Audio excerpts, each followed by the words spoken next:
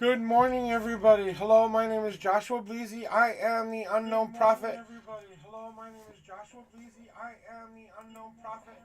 And I have to turn that down. And I have to turn that down. Oh. Oh, fun. Okay, anyway, guys, it wouldn't be a normal chat without me goofing up at least once during stream. So, hello, everybody. My name is Joshua Bleasy. I am the unknown prophet. Welcome in, D. Welcome in, everybody. Hello. Happy Tuesday to you all. We are here to do the Ethereal fire readings for anyone and all people who need a reading today. We are open and ready to go. We've got the queue open. How things been treating you since yesterday, my beautiful son? Oh, you know, last night was just kind of a nice, you know, calm, easy place. After I talked with you, we were trying to hook up with the Fortnite kind of thing. I'm still learning how to play that game, so I don't know how to set anything up to get anything done with that thingy. I've tried, I've tried playing I've tried playing what do they call it? The big match. I've tried playing in the city, and then yeah, and like I said, no worries. I'm not worried about it. Like I said, I play it on the Xbox, and I did add you on as a friend, so now at least you show up. So we got that covered. I just thought it would be fun to kind of play with you for a little bit. You know what I'm saying? No, I'm not always gonna want to be a serious guy here. I want to be doing the readings that I'm supposed to be doing. Yes, but I also want to have fun with you guys every once in a while too. So see, the beard is coming back, guys. It's almost there. By a couple more days, you'll start to see a little bit more of the bearded the bearded prophet you all know and love. So it's coming back. See, it grows very fast. So and oh. Okay, why does this thing always do this to me? Where is it? Okay.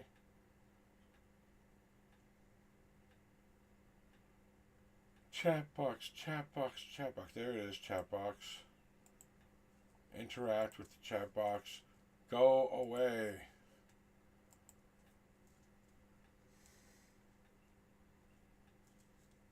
Well, like I said, just take it slow because I don't want you to get hurt. But, that comes with risking your heart as well.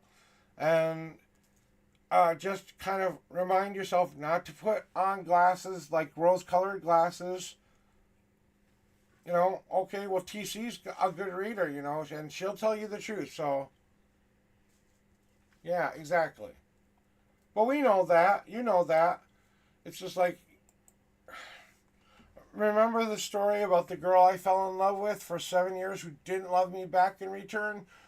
I don't want to use my journey to tell you what to do with yours because maybe it'll work out different for you than it worked out for me. But yeah, and I see that. I see that in everything that I hear from my guides. Yeah. So that's right. It's divine timing. It's on their schedule. That's at least fair. Yeah. And I told you about the same thing. I said it would take about 3 months before you guys got into anything more serious. 3 more months until you start doing anything more serious. And then by the end of the year, you'll have a quote unquote start of a relationship. I told you that.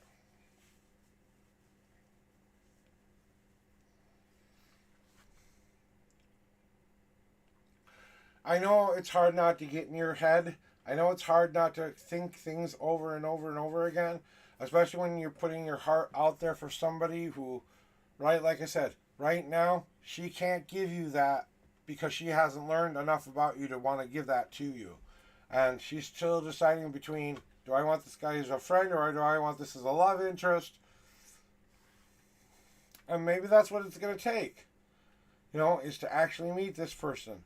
But that's still on their terms as well, They might not be ready for that yet, That might take a while for them to be okay with that, But hey, I say go for it.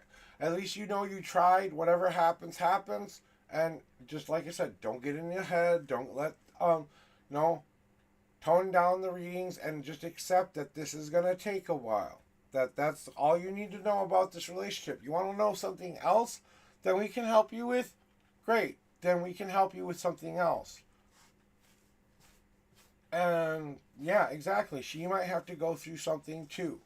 Remember, she's transforming herself just like you are transforming yourself. And that's the part about love that people don't understand. That hurt has to come with that love. Because if you don't risk that heart of yours, you don't risk yourself getting hurt, it won't be real love. Because real love says, I see that you are hurting, and I don't want you to hurt anymore. Let me hold you as close as I can so you won't hurt anymore. But yeah, exactly. Exactly. So, that's just it.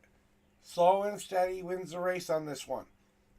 The work you put in, the time you put in will be worth it at the end of it. But, and I know you know that already. I know you know all of this already, so. Oh, I gotta clear my cards off for Sunny here. She wants herself a reading. Alright, well, we're gonna get into doing some ethereal fire readings for Sen today. Sen, what do you need today? Do you need, yeah, if you go too fast, it will not work out. I can tell you right now. It'll be, she'll,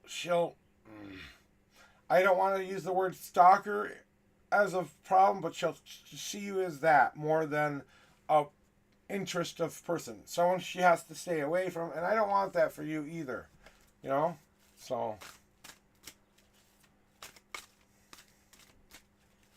Alright, just a general reading for you, Senny, while I clear these cards off the rest of the way here. No, she will think of you as a stalker if you go too fast and stuff like that. That's what I meant. Yeah, that's all I meant. It's just, if you try to go too fast and stuff like that, that's just reality there. That's just normal, everyday reality. So, I want to get to doing Sen's reading, because she deserves her reading too. And you didn't say if you wanted a general or what you wanted. Okay. So, Sen, do you want a general reading today?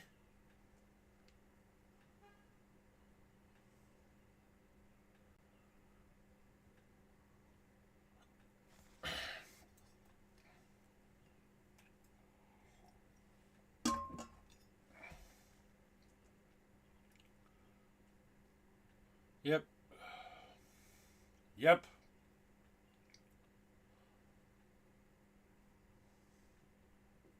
Okay. So you want to know about the scooter and what happened after the phone call? Okay, are we talking about D here, or are we talking about your reading here? Because I'm kind of getting confused with the chat. Let's finish the conversation in chat first. Because D,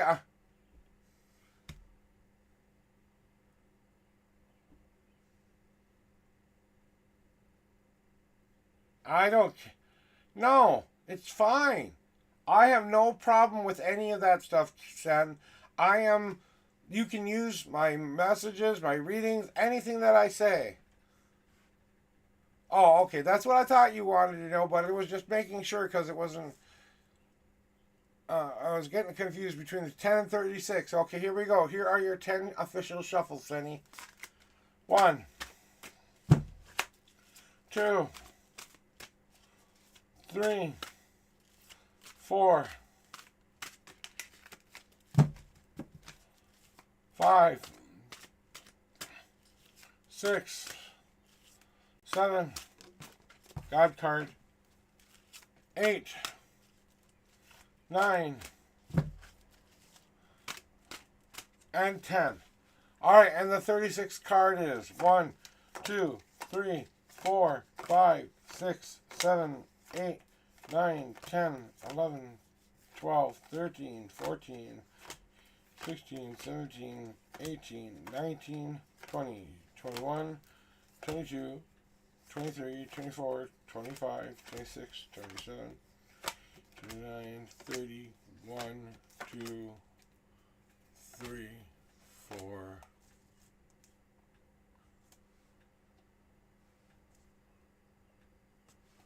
5, and the 36 card is now on top. I was just checking chat again one more time, guys, just to make sure. All right, and thank you for this watch streak. Thank you very much. Here is your reading now. Okay, here we go. Can we hear this better now? Can we hear me better now?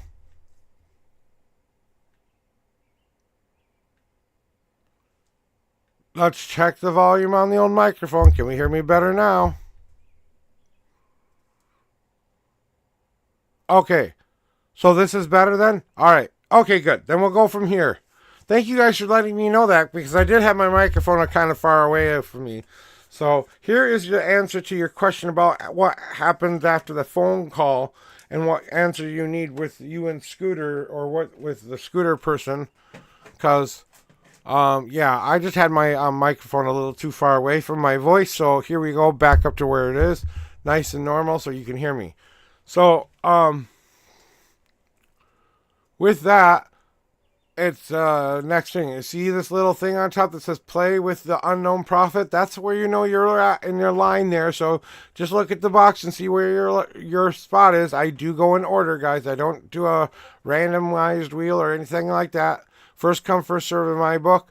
So Sen, about the thing that we're wondering about what happened after the call, what happened after all of this stuff that we went through and going through, and all the stuff that was happening, and you want to know kind of what happened after the phone call. Well, I really got enraged, and I don't know what door I opened. Absorbed a lot of energy, but not sure, good, bad, but calm and all. Okay, I'm just reading your thing, what you're saying there. Yeah, and that's part of the point. The door that you're opening now is that ancient knowledge that's always been with you. Those previous lives that you've lived, all the times that you've came back to be a person of service or be a person that helps the world turn. Okay, we don't all get recognized for making the world go round. And sometimes we're one of the very small cogs in a very big machine.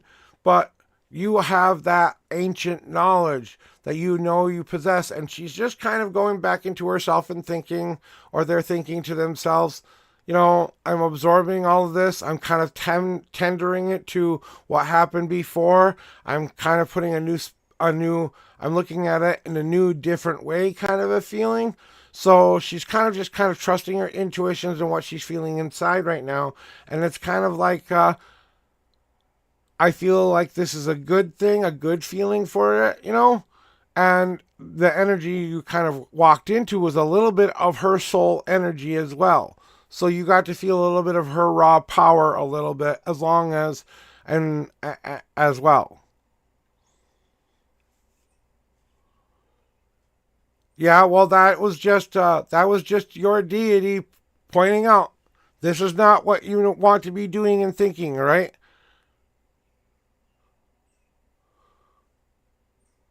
So that represents, yeah. But look at that. Okay, Odin. Okay, Odin, and I don't know the other one, but I know the Odin. Okay, I don't know Makai Shaviz. I'm sorry. I wish I knew who that Persephone. Okay, Persephone, I know. And Odin, you saw both of them. So they're presenting themselves to you when you get mad or enraged, right? Maybe that's trying to tell you something about your temper, or maybe there's something about what you are expressing to people that maybe you need to temper that with. True power comes true responsibility, like Spider-Man, but when you have power of a god, it gets even more powerful for you than Sen. And like I said, after the call, she's just taking some time to decide which way she wants to go with this. She doesn't want to revisit the past anymore. I'm going to tell you that right now. She doesn't want to go through the same old crap over and over and over again. It has to be something new has to start. You know, something different has to happen. And whether or not she takes one of the other paths is all dependent on what kind of a journey she needs to have for herself right now, because you're forgetting that she's doing some things for herself too, and it's not always tied into you. You know, not everything she does is trying to get you into her circle and stuff like that. She has paths she has to take. When I say you pick a path, that doesn't mean you just choose one all of the time. A little bit of you goes down the hard path. A little bit of you goes down the easy path. A little bit of you goes down the unseen path. But you know what the point is? It's what kind of a journey do I want to take to get to the place I want to be at? Just like you do, Sen. So she's taking the time to think about her life, her situation, and she's deciding what kind of a path she wants to choose next going forward. And that's all that she has really left to do. I think she's headed towards this hard path, which means she has something she wants to be very determined with. Her goal, her dream, the thing that she really, really wants, she's going to go after it really, really hard. She's going to go over any of those obstacles in her way to get to that goal she wants to get to, because she's tired of waiting, right? She's tired of waiting for the things that she wants to happen. She wants to make something happen now. You could be a part of that equation, but I wouldn't count on it, because it's a part of her growth and her journey that she's taken on. It's a new beginning for her in a lot of ways. A reboot of who I want to be, and that may include some of the old feelings I have, yes, but it also means I can't keep doing the same bad things over and over and over again. So she's kind of going through a reset of sorts. Well, I'm just saying, the resource,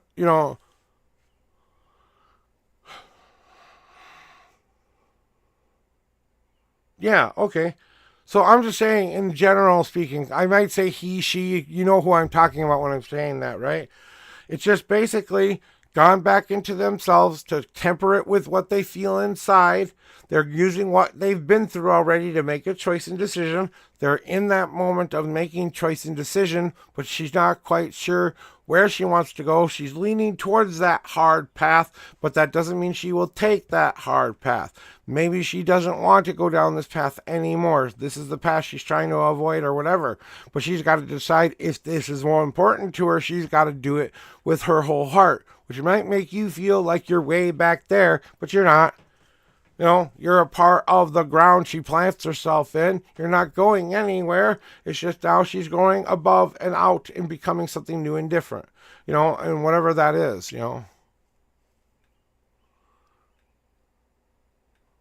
Well, yeah, I mean, there's always a chance. There's always a chance. But you have to remember, there are things going on behind the scenes that have to happen. The right things have to be submitted, all of this stuff, And then there's a decision being made, and then it may be that he wants that chair, then he's got to put in some more extra work with it.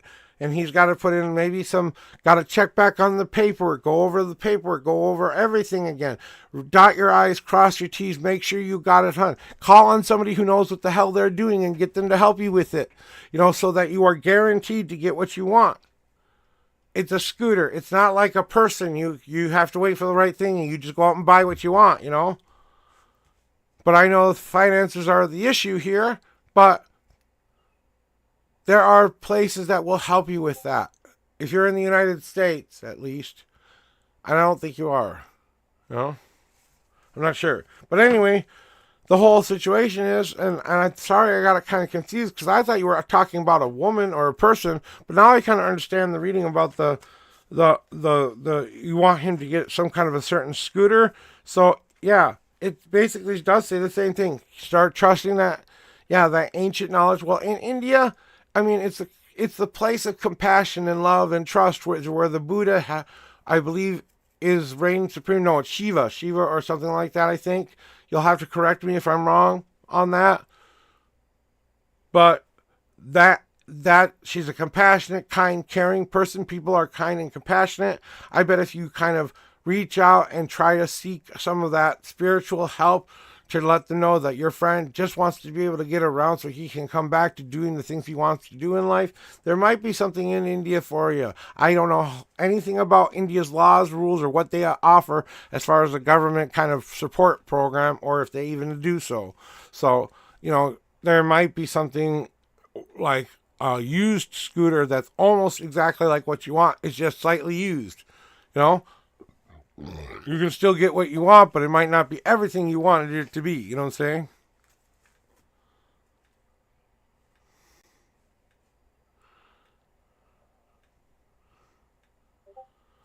Okay, and I misunderstood too, so that's partly my fault because I don't know. I'm also picking up some kind of a woman helping you with this too. So, and then they just want you to do this. Just celebrate the moments that you do get with it and try to look at it as there are people in your inner circle who can help you make this come true, that you are all going to put something into it so that you can get the result that you want magically, mystically, physically, mentally, spiritually, and then tied into all of that.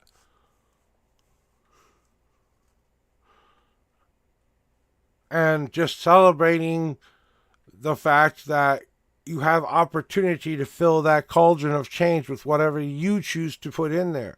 So, I mean, what the gods are basically saying is, hey, use the people who surround you who are going to help you celebrate life.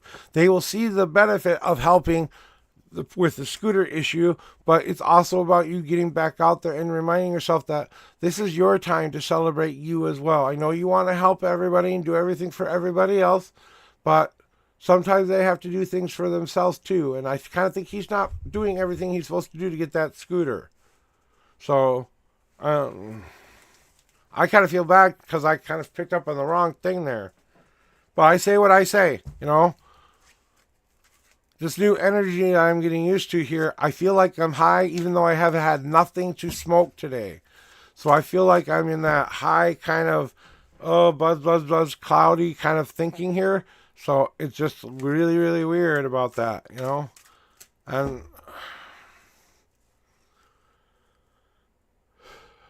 I'm trying to see if there's anything else for you before I go to Valerie here.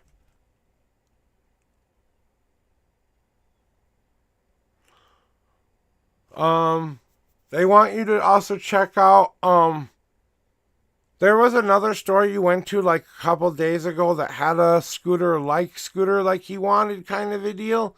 And they were running some kind of a promotional event, but you kind of thought it sounded too good to be true or something like that. I think you need to go back and talk to that person.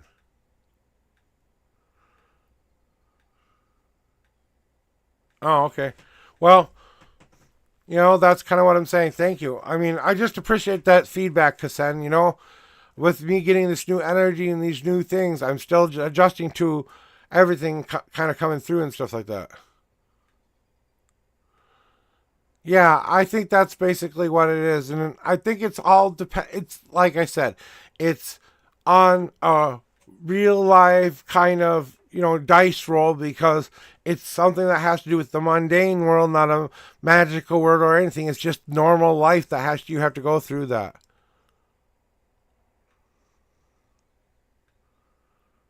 Yeah, exactly.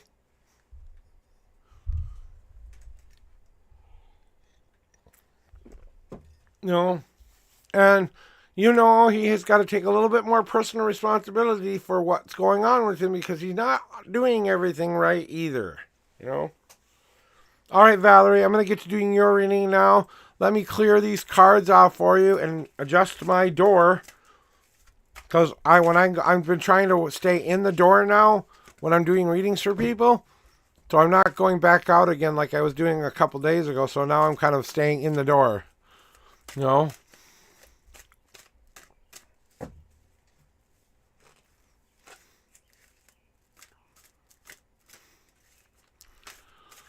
So, with that said, San, how long are you going to put your life on hold?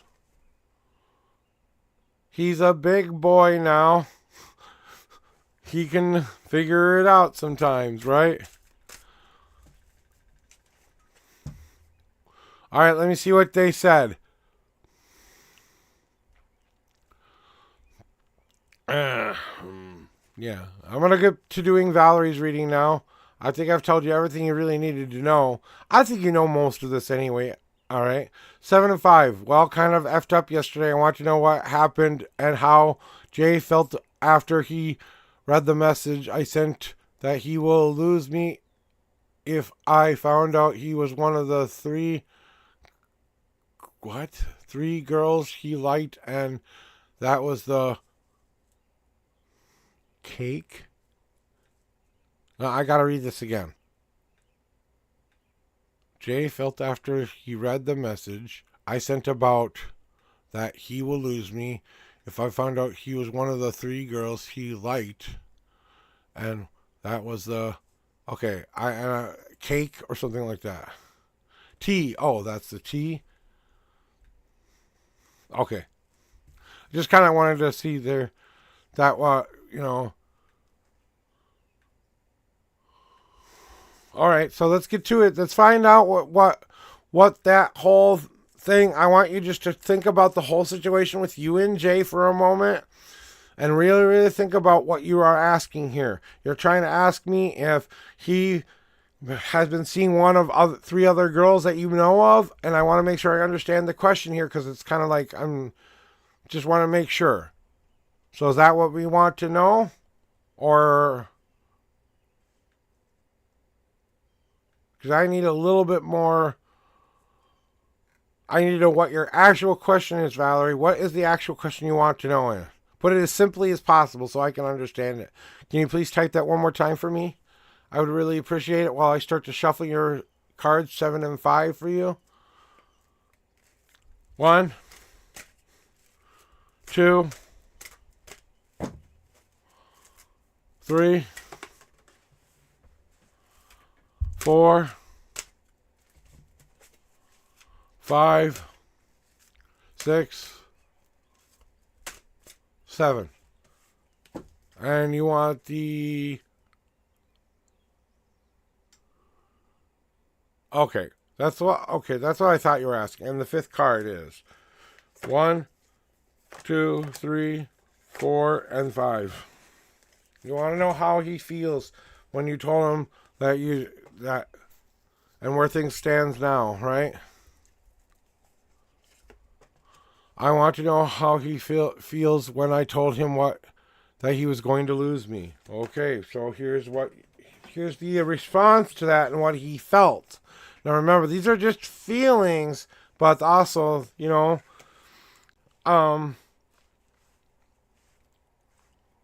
but honestly here, we're going to get back to the really top of it, okay? First of all, let's take our own damage off the shelf here, okay? Because a little bit of your own damage that you've done to yourself and self kind of hurting yourself with relationship crap, remind yourself to take that shit off the shelf and put it where it belongs when you're thinking about this. Because you gave him an ultimatum, okay? You gave him an ultimatum. You said, hey, you are going to lose me if you keep doing what you're doing, right? And now he's got to take that into his head and say to himself, are you worth it? Right, Valerie? Are you worth him going through what he has to do to be with you? Is the thing that he has on the side maybe easier than you? Well, now that feeling of finding out what is under the surface of all of this, Valerie, why do you need him to have that committed thing for you? What's really underneath the surface of why you think he's not saying yes or why he's saying no?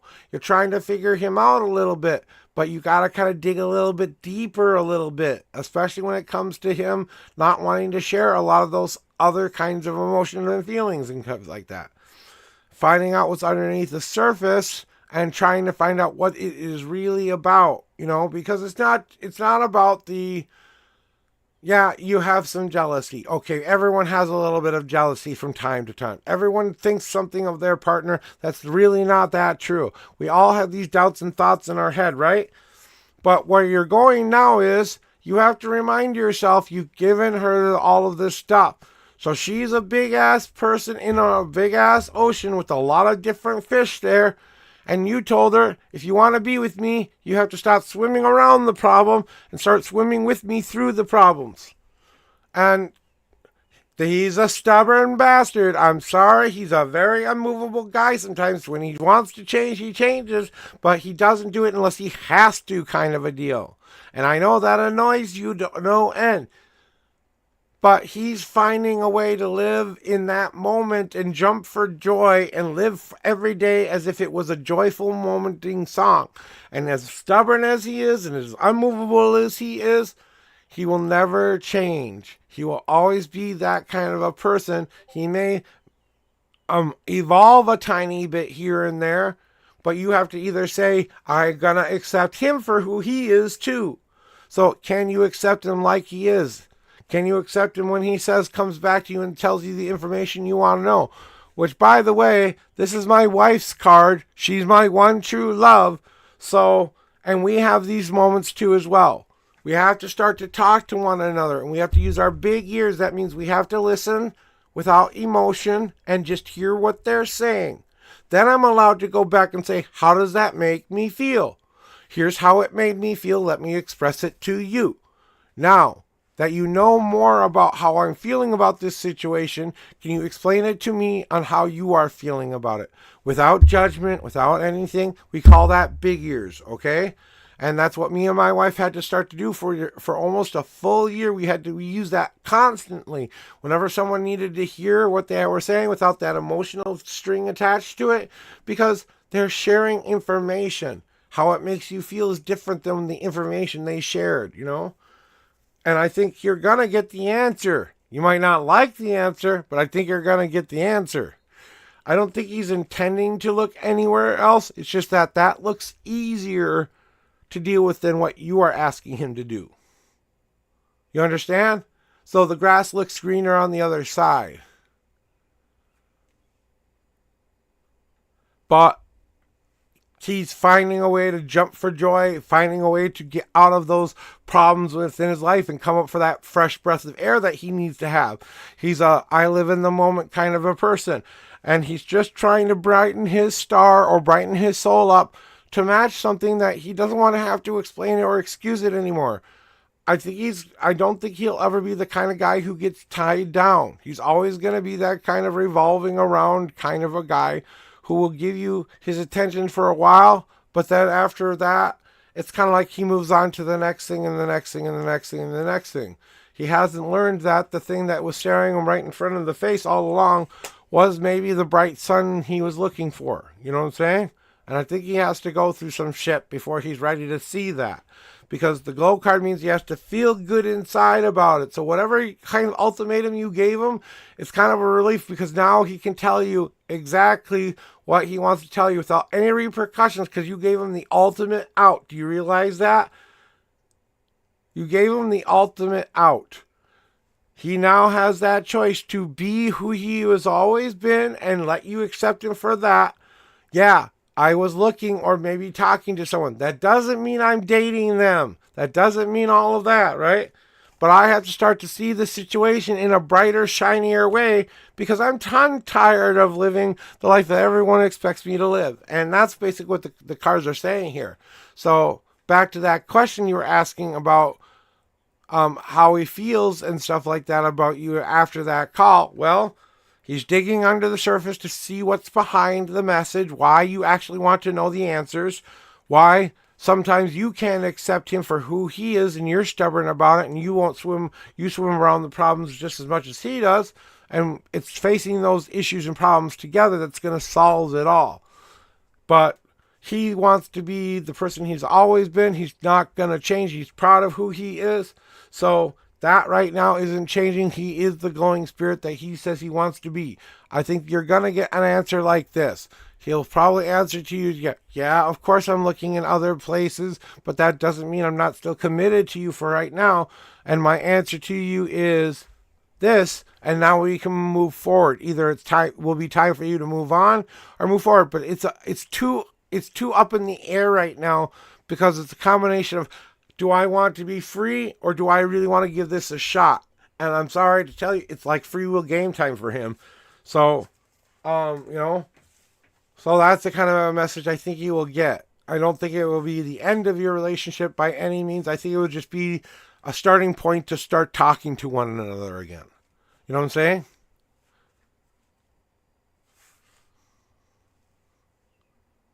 And then we got your God card too, Valerie. And they're telling you to take this time. So what God wants you to know, take this time to consider all the paths that are in front of you. Do you want to relive the same mistakes over and over again by revisiting those past mistakes and realizing what it took to get over those things? Or can you take that brave step forward and say, enough is enough, I have to move on or move forward? Then you can also just take some time to wait and think about what you actually want and what you actually need, and take what you can from the plate of beneficial that's being served to you right now and start to consume that into yourself. Sometimes we need to take some time to pause and really think about where we want to go from here. If the answer is this, this, and this, then we know where we're going to go. Okay, so now I go on to my hard path. That hard path is about being very determined to get what I want. So how determined are you going to be to get what you want? And are you willing to risk everything to get it? Because he may not accept that. Forced love is not love, okay? He'll say yes just to shut you up or something like that. That's not the kind of love we want. Or it can be an easier path where we take and make a plan together. We learn how to take every step together, and we learn how to communicate again. Or we combine a little bit of the easy, a little bit of the hard, but it's time for us to cut through our own bullshit to see that this could end up being the most beautiful thing in the world, but we have to get over our own bullshit first. That means I let go of my expectation, you let go of your expectation, whatever it will be, it will be. Que sera, sera. You know? And that's what the wait card is all about. It's about taking this time to make that good, solid choice. And it's up to both of you. This is not a path you take by yourself. This is the path you take together. Either path will separate and you'll have to move on and still find out where you belong on your own personal journey. Or what will probably most likely happen is you'll be a reset for you two, and there'll be new boundaries, new rules, new everything where we can exist and be in the relationship that we want to be in, without feeling like we are tied down by commitment or anything like that. I don't think he's a very committal kind of a guy. He, like I said, he likes to live in the moment. He takes what he can. He breathes that fresh breath of air of life and stuff like that. I kind of see him, trying to do better things from time to time, but they don't always work out. It's like when he ignores his true nature, things don't seem to work out very well for him. But when he pays attention to his truer nature, things seem to be going better his way. So you just stop fighting against his true nature, and you know what that is. And you know what you signed up for. So accept him for who he is, or you have to move on. Maybe the ultimatum should have been for you, not him. Hey, wait a minute.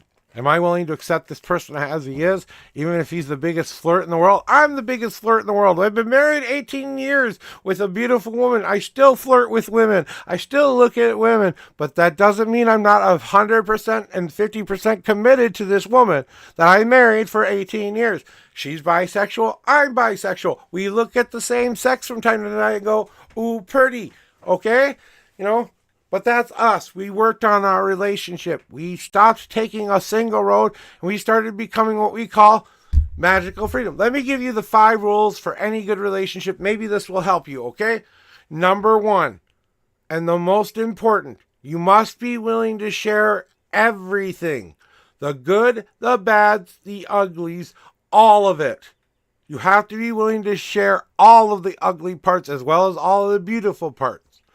Number 2, there has to be communication. I hear you, you hear me. We talk, and we always talk, and we keep talking. I don't go to bed without voicing my concerns. I don't go to bed angry. I don't go to bed with all that stuff. That communication has to be there in a physical way, a mental way, and a spiritual way. Then we get to the other part where you really have to start to decide to do one thing. He's always going to have something that's always just his. You're always going to have something that's just yours. That's got to be okay that you are able to do the same things you've always been doing and be the people you are. Just now you're joining both of those paths together. Here's where you become what me and my wife like to call magical freedom. That team. We are there to support one another. If the one falls down, the other one picks them up. We are together. We are the most powerful force in the entire universe. We are magical freedom. That is more powerful than that is both of our souls combined together as one, so that we can and love each other in return. And then that love has to be equally matched. If you love them, they have to equally match your love as well. And if you guys can live and breathe in those moments and take every moment as the most beautiful, most best day ever, you will have a relationship worth living. And it will take work. It will never stop being work. But I'll tell you what, it will be the easiest job you ever had to do if you find the right person and start using some of those tools. Now, those are just the tools me and my wife have used. There may be better ones, but that's what I have for you. And,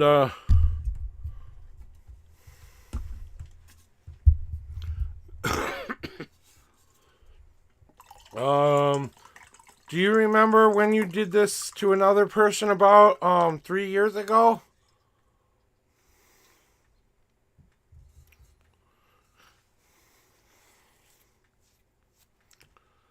Accept him for who he is, or move on, because he's not. He's gonna be. Yeah, you.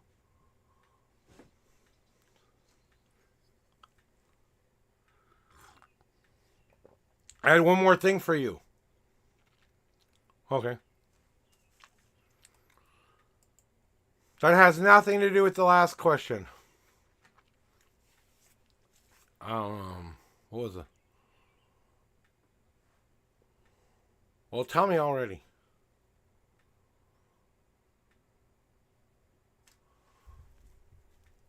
I'm just feeling my cheeks being pinched here with a very straight, very put together kind of a hairstyle, like a very well-to-do, like a very fancy lady who's, gotten older, who dresses like they're a millionaire, even though they're not a millionaire, kind of a deal.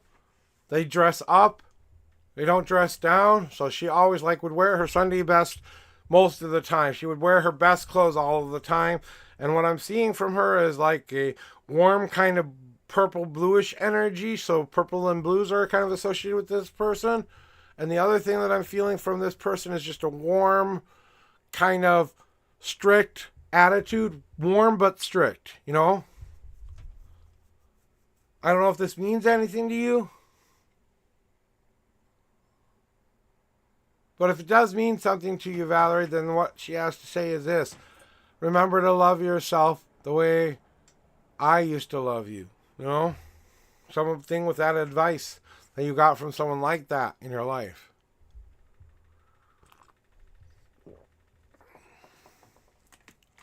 And I can be wrong, guys. But more than anything, she wants you to know she loves you. She's with you. And the next time you feel the pinchy cheek feeling, know that she's just saying, I love you and I miss you.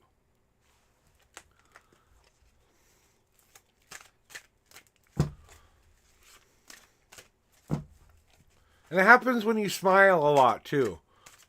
Because she always used to say you have a beautiful smile, or something like that. So, that's what I had for you that wasn't in the cards. That was just a direct message from something. There.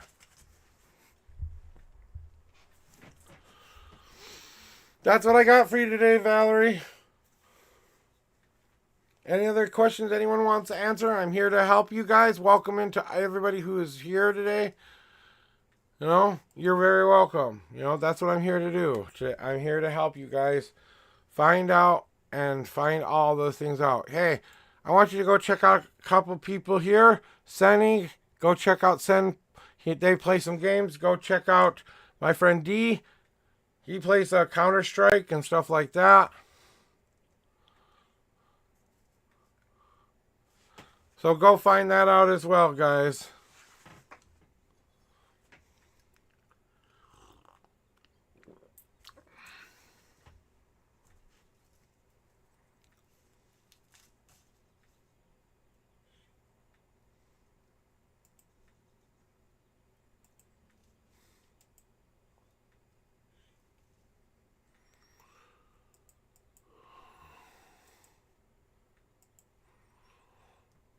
Nope, not yet.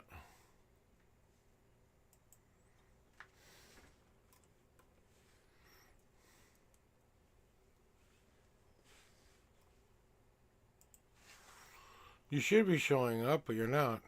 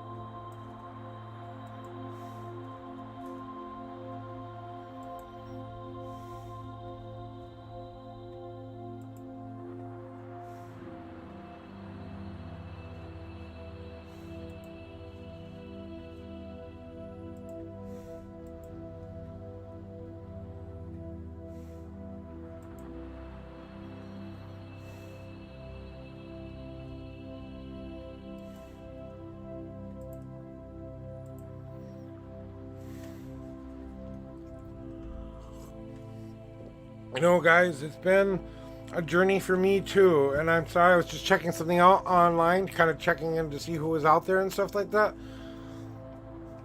In life, that I've learned up to this date, I've had to overcome a lot of different obstacles in my life.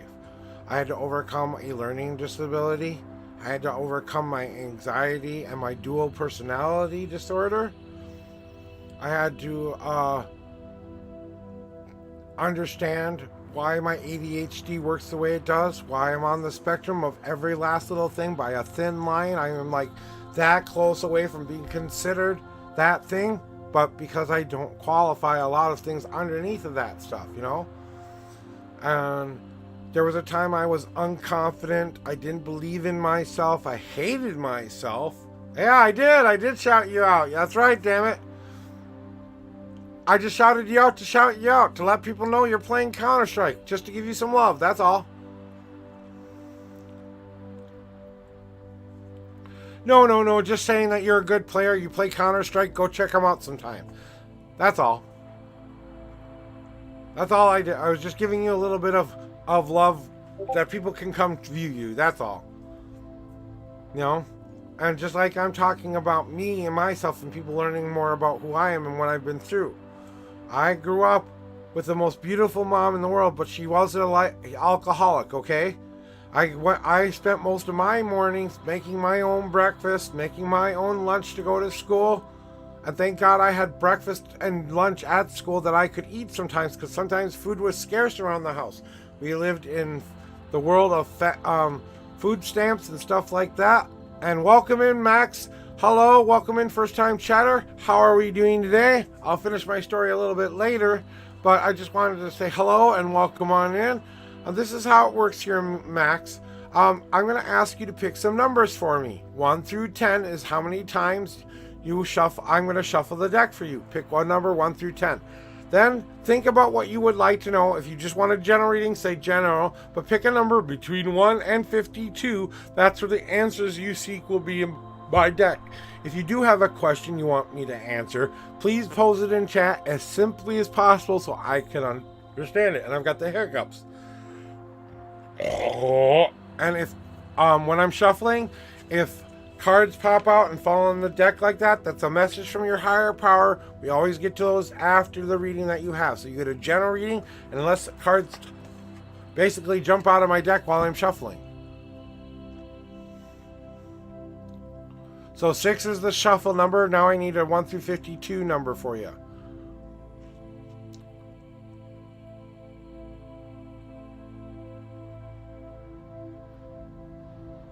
So I'm going to start to shuffle 6 for you.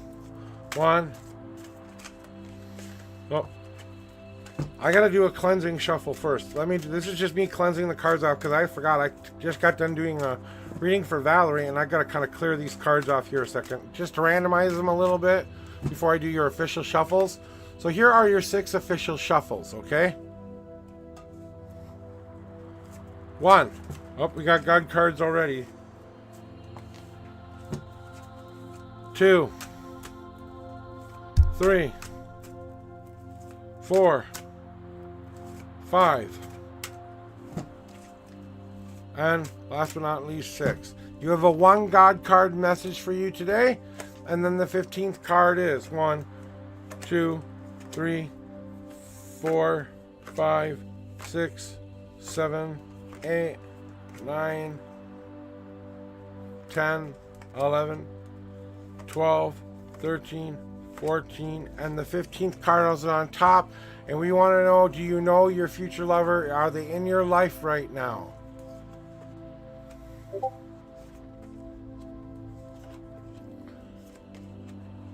Aha!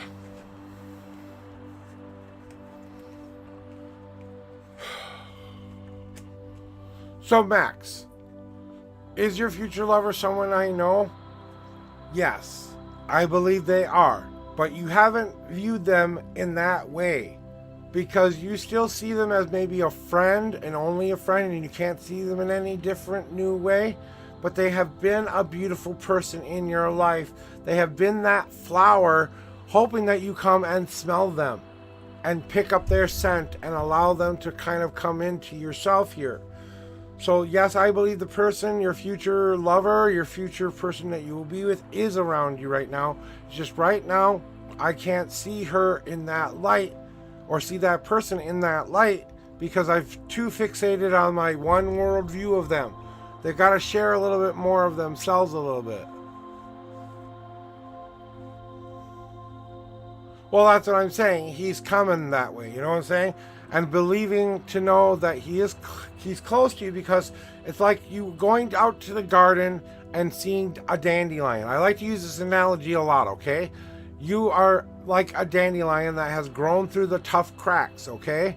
You made it through the hardest part of what you needed to do in order to grow and understand how beautiful you are. You've always been a beautiful flower. No one can take that away from you. But you are starting to ask now, are they the beautiful flower for me as well? And you haven't really seen them in that light quite yet because there's that break between you and that other thing that you see. You know, they don't see you like that. You don't see them like that. Although it would probably be the best match in the world for you. What you're both getting ready though, you aren't done cooking yet. Okay? We all make up this new thing that we want to share with ourselves. I call it the soup of life, okay? Recently, you had to understand that the old bad patterns you used to be living in, the things that people used to tell you how to do and do with relationships. Give me a second, we have an ad break, and sometimes ad breaks you can't hear what I'm saying, so I'm going to take this time to say thank you for being here and have a drink of coffee until the break ends here.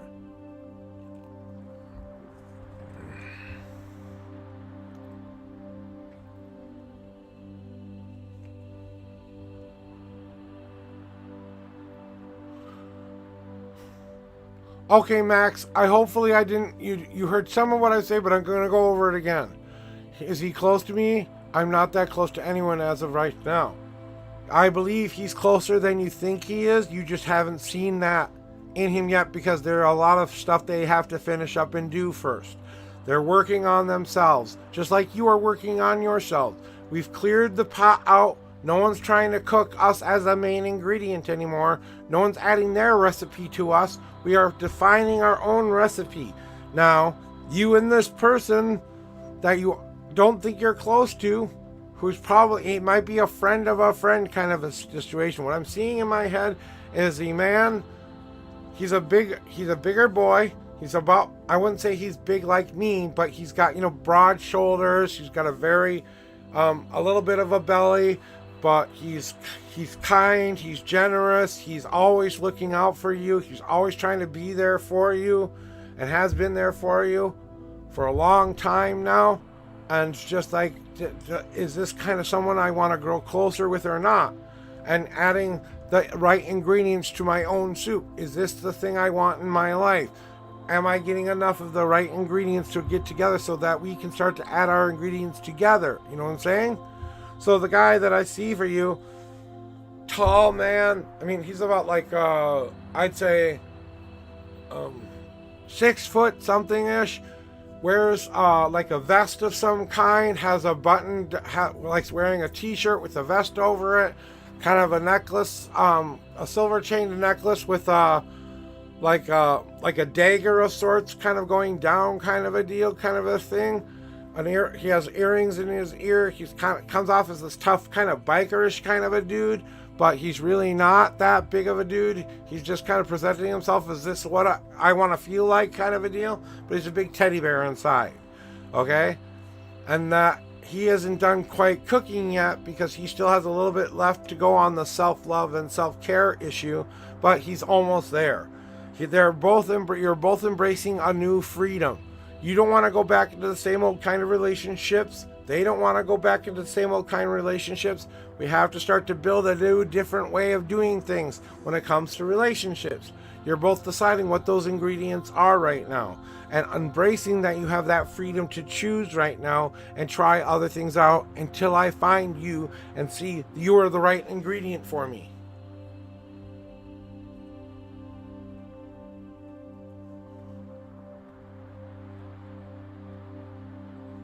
And then your destiny card comes along and tells me something like this. The person that is in your life, sometimes they are like a lone wolf. They may not come around a lot, but they come around. They're always and have always been a part of your pack.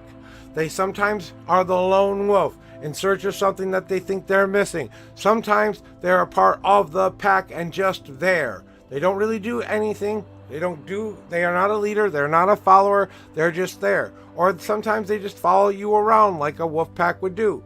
You are howling out your song to this person. How hear my beautiful song. This is everything I want in a man person. So start writing down 10 attributes. Like, is he funny? Does he communicate well? What do you want on the inside? Then match the inside to the outside. And remind yourself that every once in a while, he's like the lone wolf who feels like he's got to go travel somewhere to find what he's looking for, when the thing he's been looking for is right there in front of his face the whole time. But that's that journey. And just like you, there's a father figure in your life today. This is my father's card, but there's a different father figure in your life where you could go ask some good advice from your father figure. It doesn't have to be your dad. It'd be someone that you feel like you can talk to, who's going to give you that good fatherly advice. And what the Blue Wolf has been about, my father was always the kind of guy who went around and traveling to other places in order to find the love that he was searching for. He was trying to fix himself with other people. He wasn't trying to fix himself for himself.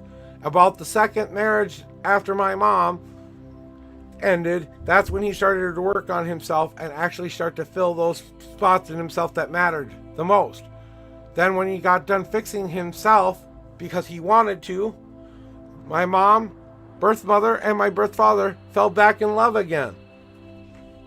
Okay? So that, and they both heard that song that had always been in their heart, but they had to go through some things before they were ready for one another again. My mom had to go through her own crap in order to be ready for my dad again. My dad had to go through his own stuff in order to be ready for my mom again. But they both heard the call and they both came back to that family that meant something to them in the first place. So just ask yourself about that as well. And this guy, he would make a good dad. He would make a good person like that, So that's basically what I see here for your destiny card. And like I said, I don't know if this person that I told you about is someone who's in your life right now, but if they're not, they're coming. They're coming your way.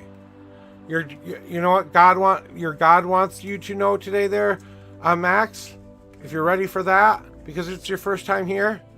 I would like to say my God cards can kick your ass sometime and maybe tell you something you really needed to hear today. But you know what your God really wants from you right now? And I want to see you say, I'm ready for this before I show you.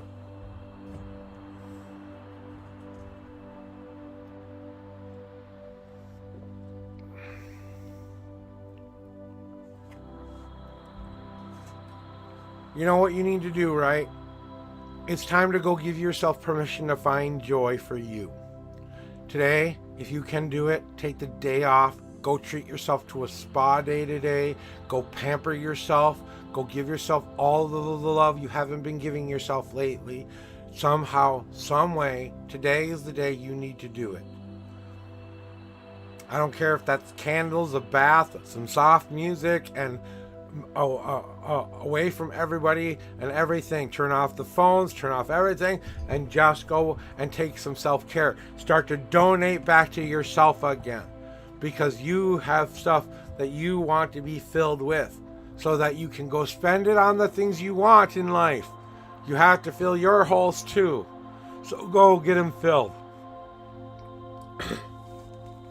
Time to donate back to self again. It's not selfish. It's not greedy. You earned this. Take advantage of it.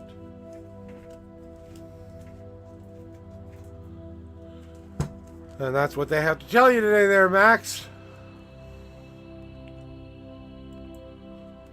All right, D. What do you want to know from me today? Huh?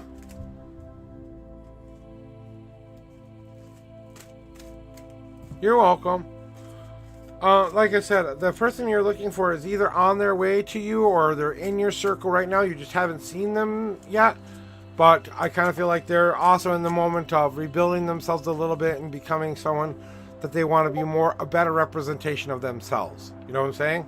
Just like you are. But I think you're not too far away. I'd say at the most you're about a month or two away from finding the person you're looking for. You know, basically, it's crossing the I's and dotting the T's in the universe's eyes.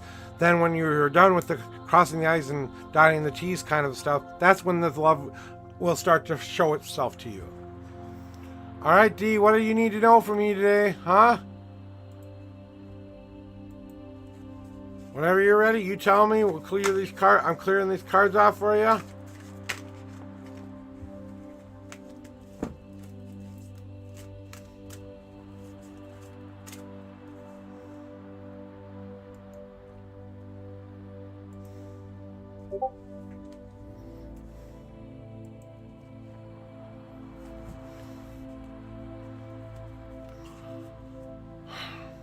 Okay, D. 1, 2, 3,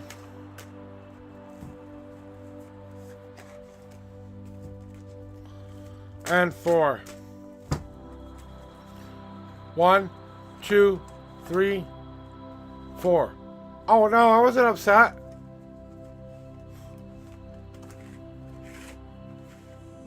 That wasn't an upset look. That was a, okay, let's get to this look.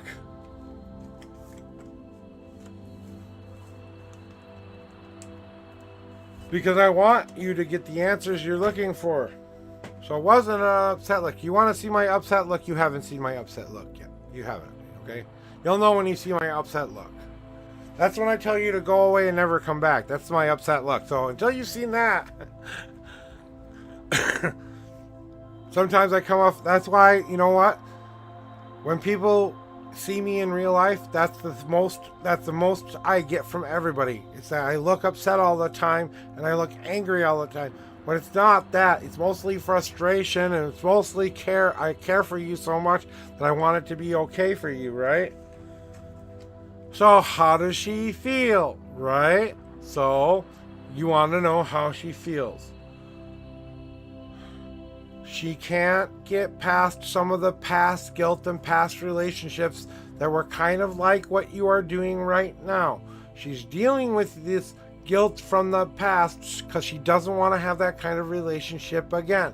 She's also kind of worried about when she finally gets what she's looking for and has it, losing it. She's not ready to find the love of her life and then just lose it like that, you know? So there's a little bit of letting go on her part that she has to kind of let something.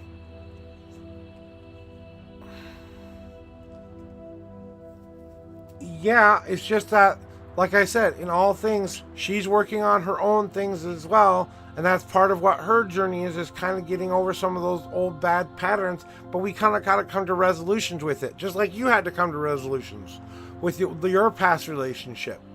Okay? She had to find a way to coexist with knowing that didn't work out. Why didn't it work out? Here's what I was missing. Now, do you match that? Right? So that's where we get to now. Because she doesn't want the same old bad mistakes to keep happening again. So she's very, very on careful edges here. Because she doesn't want to go down a path that makes her feel like that again. She doesn't want to feel guilty for the love she actually wants to have in her life. She doesn't want to feel guilty for giving her heart away. She doesn't want to just give it away to anybody either. You know? But the thing that has to happen, D, is that you both have bullshit you guys gotta cut through. You with your overthinking, her with her underthinking sometimes. Not thinking about the situation, what it could really mean to her. So as you start to think too far ahead, sometimes she's too far behind and lives in the past and lives in those mistakes. You have to cut through that bullshit first to get to the end of that dock where you both are at the end of this dock. You're both looking at the beautiful lake. You're both doing everything that you said you wanted to do. But if you didn't cut through the bullshit to see that was there in the first place, so it may not be an easy or a hard path you have to worry about. It might be a combination of the two. That's probably what's happening right now. She sees it as, yay, this could possibly work out, maybe. But I'm still kind of unsure about it. Maybe I need to be a little bit more strict about my boundaries for now and just kind of go with the flow with that. You know, she's setting up healthy boundaries that she does not want to have to worry about again.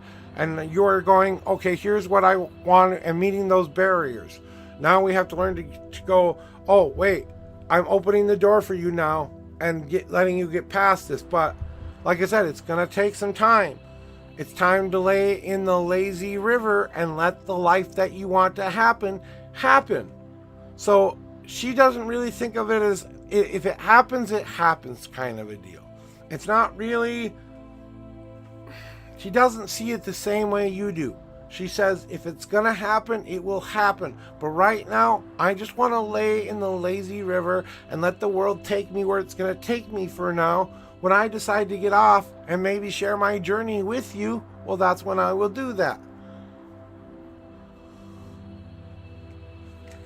She's trying to be determined in her life to get to the things she's been working for. Remind yourself she has her goals and dreams just like you. And those are more important than a relationship right now. Way more important. And that's what her focus is on right now. Accomplishing that. Getting to the end of this dream first before she can open herself to a different dream. She wants to feel like she's accomplished something in a personal way for herself so that she can feel worthy of a guy like you. You know what I'm saying? Because you're an emotionally good guy who has a big heart, who wants to give out their love and affection to that person. But sometimes that's a little too much for people to handle because they're not ready for that kind of love, because they have to learn that that's the kind of love that they've always needed. But that takes some time to understand that kind of an energy, just like you know that as well. It's gonna be a path that's gonna be a little bit hard. How does she feel after about you and all of that stuff? Well, she thinks it's gonna take a while to get to where you want to go. You know? It's going to take you just a little bit of time. There's going to be obstacles in the way. If you can both be determined with your own paths and just letting things happen when they happen, the guilt won't be there. There will be no guilt on your part of what you've done wrong or what she's done wrong. You will make this new path together. that means you have to bring two different worlds together to be one path. That might mean you bring her life together, you bring your life together, but now we have to find a new way forward. And that might be, my friend, will probably be like 3 to 4 months down the road. It's about you getting back in that lazy river and letting the universe just push you where it needs to push you. All you're doing is sitting in the inner tube in the river and letting the river flow past you, rather than trying to worry about getting over these obstacles. Now you're kind of swimming to the right or swimming to the left to get out of the way of the rocks that are ahead, right? But it's a calm stream. It's not like you're going to die on these rocks. It may be a little hard to get over some of the obstacles, but not so insurmountable you can't get to them. And that's kind of what I'm seeing right now, D. But I don't think you're giving it enough time. And I think the more you pressure it, the more you try to pressure it to go faster or be something it's not, that's when it's going to end. That's when it's going to stop. She'll stop talking to you the second she feels like you're being a little too invested in her too quickly. That's going to scare her. You know what I'm saying? Just like it would scare most women out there. Ask any woman out there if you suddenly get the guy's attention, and I'm sorry, but you're the geeky, nerdy kid or kid to her, and that's maybe how she thinks of you, but she sees you becoming the man that you really are. She might see you as one thing, but perceive you as another thing. You understand? I hope you understand with that. Well, I don't think you're pressuring her, but you know what I'm saying? Can I repeat what I'm seeing? So, what I'm seeing is 3 to 4 months of talking and communicating back and forth, letting things just flow the way they're gonna flow, and not trying to course correct a lot. Maybe when you see a big bump in the road, we talk about that bump. We learn how to get past that bump together. That's where the journey really begins for you two, is when you start to make decisions together. You know what I'm saying? So it's going to take about 3 to 4 months before any of that kind of happens. Then, like I said, 3 to 4 months after that, more relationship. By the end of this year, we might be starting to maybe be boyfriend, girlfriend. But that means a lot of work has to happen, and discovering that your paths have to come together as one. And that's not always the easiest thing to do, you know, is bring two worlds together to meet the same thing, you know.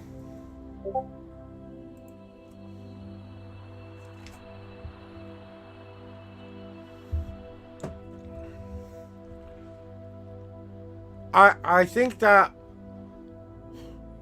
she's still discovering what that work is, and that she's letting her life kind of guide her a little bit. So her career, her personal life, and then other things all have to come together. She's trying to balance it all right now. You're one of the things she's trying to balance, but you're that new ball that she's putting up in the air. She has to learn how to juggle all of this stuff together as one, you know. It might not seem like you're pressuring her, but think about it. You want constant conversations with her. You let this air of I need you in my life, as in if I don't have you, I'm going to die kind of a thing. I'm sorry, that's kind of how that's how it feels like it's coming off. She wants to see if this goes anywhere, but she wants to take it really, really slow, because the last relationship damaged her a really, really big bit. And you have to understand that you still have things you have to learn how to grow past and become better at too. The overthinking, the overanalyzing, all of that stuff as well. If you go into a relationship now, it will not work out. It will end. It will be you and her splitting apart. The only way this ever works is if she comes and talks to you. No, I'm just saying, don't be so worried about whether she talks to you or not talks to you. Like I said, if she contacts you, it's that gift she's giving you. You know what I'm saying? And then you take that gift and you start to analyze it. What did that make me feel? Okay, does this bring me closer to her? Does this mean that she is starting to reach out and say, oh, I kind of want you to be a more part of my life? That's all that I mean. I think I described it to you best the once before. It's like You are the meat that the lioness is going after, okay? She sees the meat in the distance, but she wants to stalk her prey just a little bit because she's always been the one being stalked. So she kind of wants to go after something she wants for a change rather than someone wanting her for what she is. Yeah, she's beautiful. Yeah, she's pretty inside and out, but that doesn't mean she's the right one. I think it could work, but it's going to take a lot of hard work. And then you will have to really put in the work. And the moment you stop doing the work, the moment the relationship will end. Then you will get hurt, and then you will have to go back to relearning how to do things all over again. So,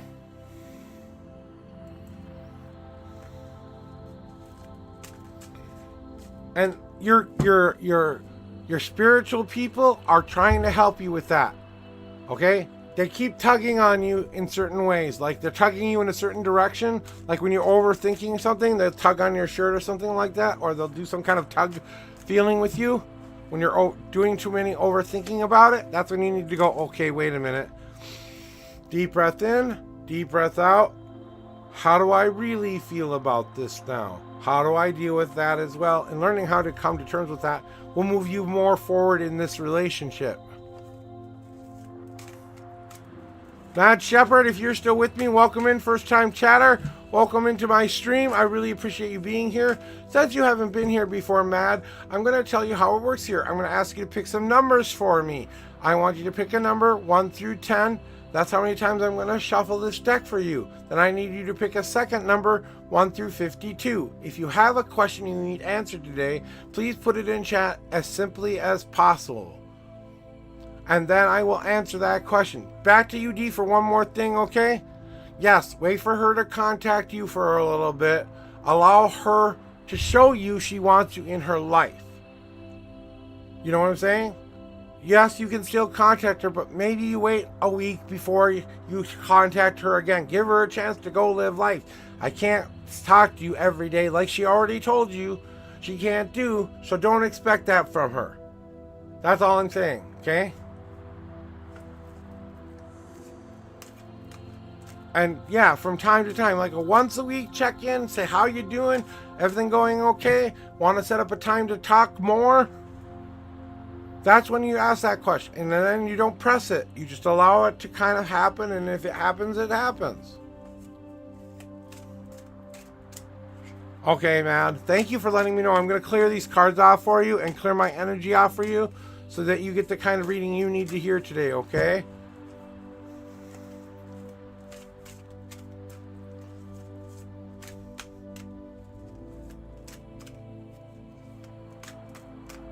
So, 6 and 22 for you today, okay?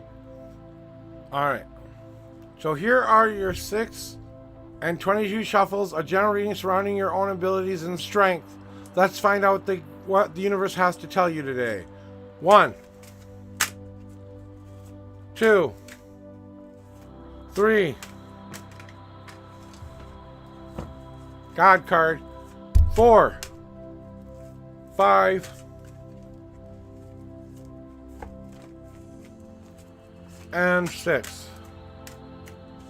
Alright, and the 22nd card. That will come after your reading. Here is your 22 cards. 1, 2, 3, 4, 5, 6, 7, 8, 9, 10, 11, 12, 13, 14, 15, 16, 17, 18, 19, 20, 21, and the 22nd card. So, you want to know more about your surrounding, about your own inner strength and abilities, right? We want to really find it out. Well, there's some things you need to hear then.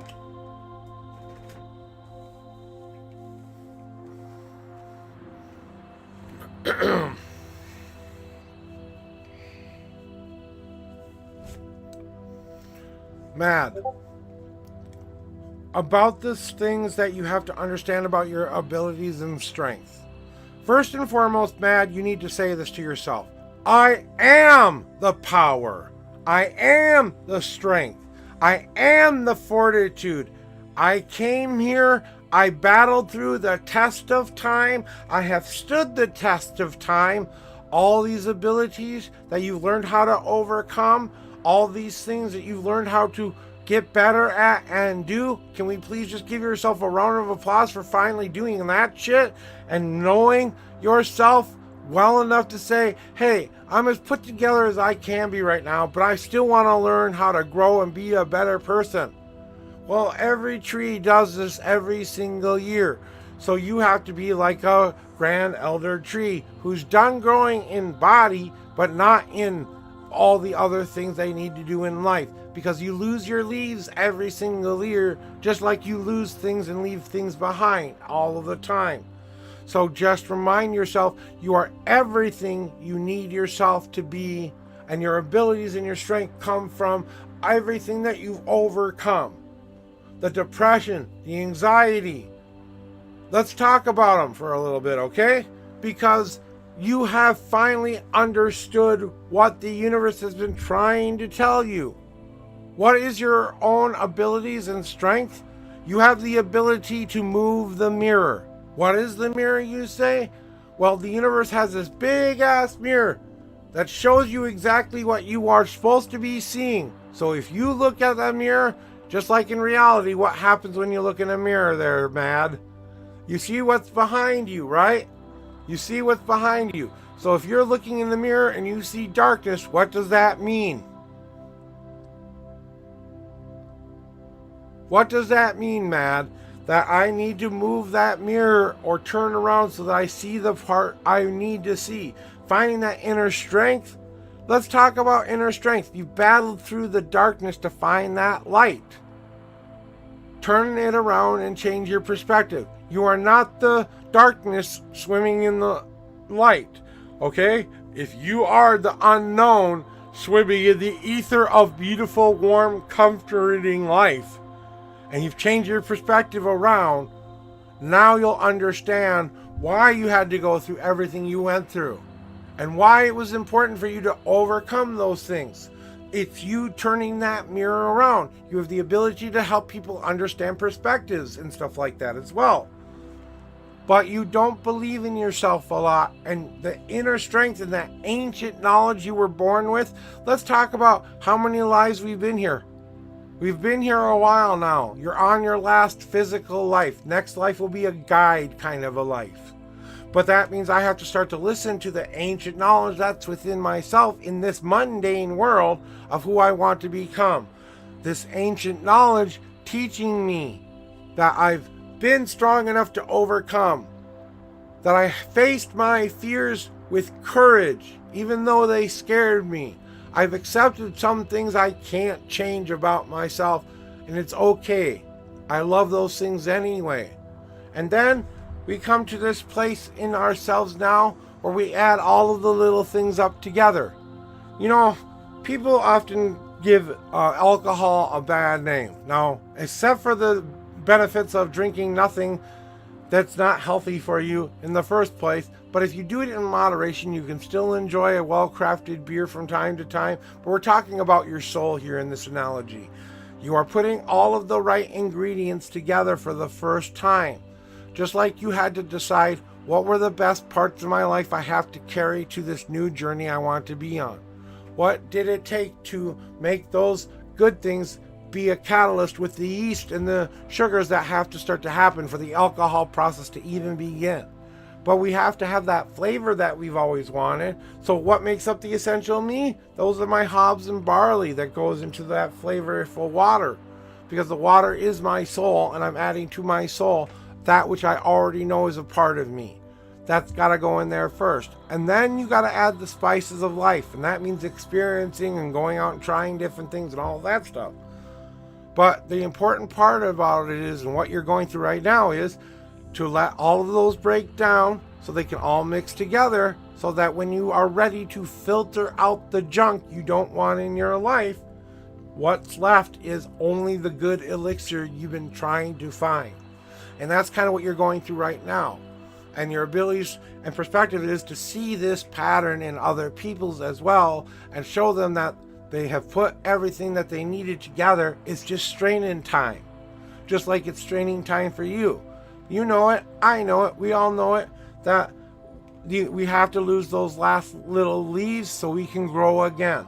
That we have to start to face the right kind of mirror and believe that we are the one in control of that. That we have to listen to ourselves and believe in ourselves, and everything that we've been through that has taught us and made us be who we are today is what you are, your inner strength. Start writing it down. I want you to write a list of 10 things that you've learned from when you were younger to now, because that's the ingredients that made you up to be the elixir of life that you are now. All you need to do is train yourself. That means letting go of some things you know you need to let go of and moving on to new, better patterns.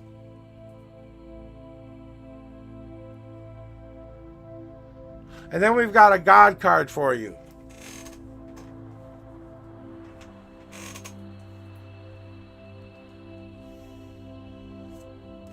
And this is what your higher power wants to tell you about this whole situation or about something. So here is what they need to tell you. Are you ready for this? Because this can kick some ass sometimes. So since I haven't seen you here before, I like to say your first and only warning. Do you want to see your God? All right. You know what they want you to do the most right now? And it may not seem, you're going to say, I'm doing this already. It's time to embrace the masculine and the feminine parts of who you are. Both sides of who you are, the good and the bad, and you have to learn to love all of it. Every last little thing that you don't like, you have to fall in love with it and turn it into your power. I cannot say this enough. It's time to embrace the whole you and love the whole you so much that there's nothing and no one who could ever break that down ever again, because they say they're proud of you for at least trying. You know what I'm saying? So embrace yourself, embrace life, embrace all of that which will cause you to live in that happy moment.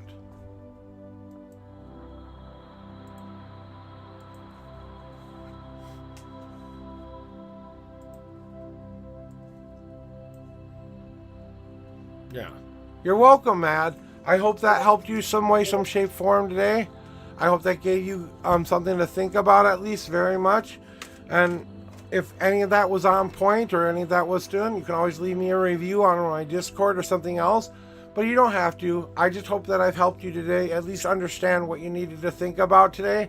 And what happens after this point is all up to you. So, and I want you to know something, okay? That didn't come through in the cards, okay? That you need to really realize, okay? Please, for the love of God, realize that when you do this pointing finger thing to people, that's not helping anything. Stop pointing fingers at other people and start to say, why do I feel like this for this person? Can't I love this person enough to get past that? It's going to teach you how to love that last bit of thing you're working on right now. And this is coming from an older gentleman who is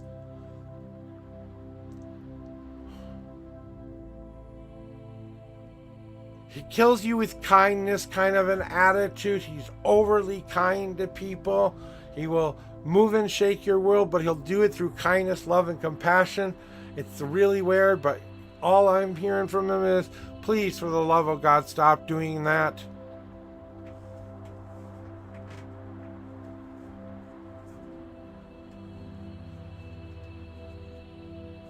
So I don't know if that's something that you needed to hear that was just off of that's just from the ether or what I tap into sometimes. Okay, good. That's all I care, is that you understand. No, that's what I'm here to do. I'm here to help you find the best possible answers. I'm not here to tell you your future. I'm here to guide you to a path that can lead you to your best day ever. I'm here to show you that what you've already been through and what you've already done has been the most important thing you could have ever done, because it does define who you are now. That is your destiny. That is your fate. That is what you carve into this world. And then you decide whether or not you want to share that with the rest of the world. And some of us like it and some of us don't like it. You find the right kind of people and surround yourself with those right kind of people. They will teach you everything you need to know. And then when you aren't with them anymore, it's just because you had to move forward, right? Same thing. You just got to find a way to move forward. And that goes out to everybody out there. Not just Mad Shepherd, though. We're done with you, Mad Shepherd, so thank you very much for being here today and being a part of my stream. Thank you for the like. Thank you for the follow.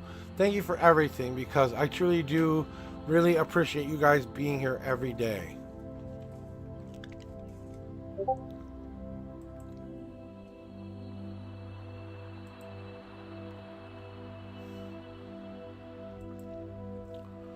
You're welcome.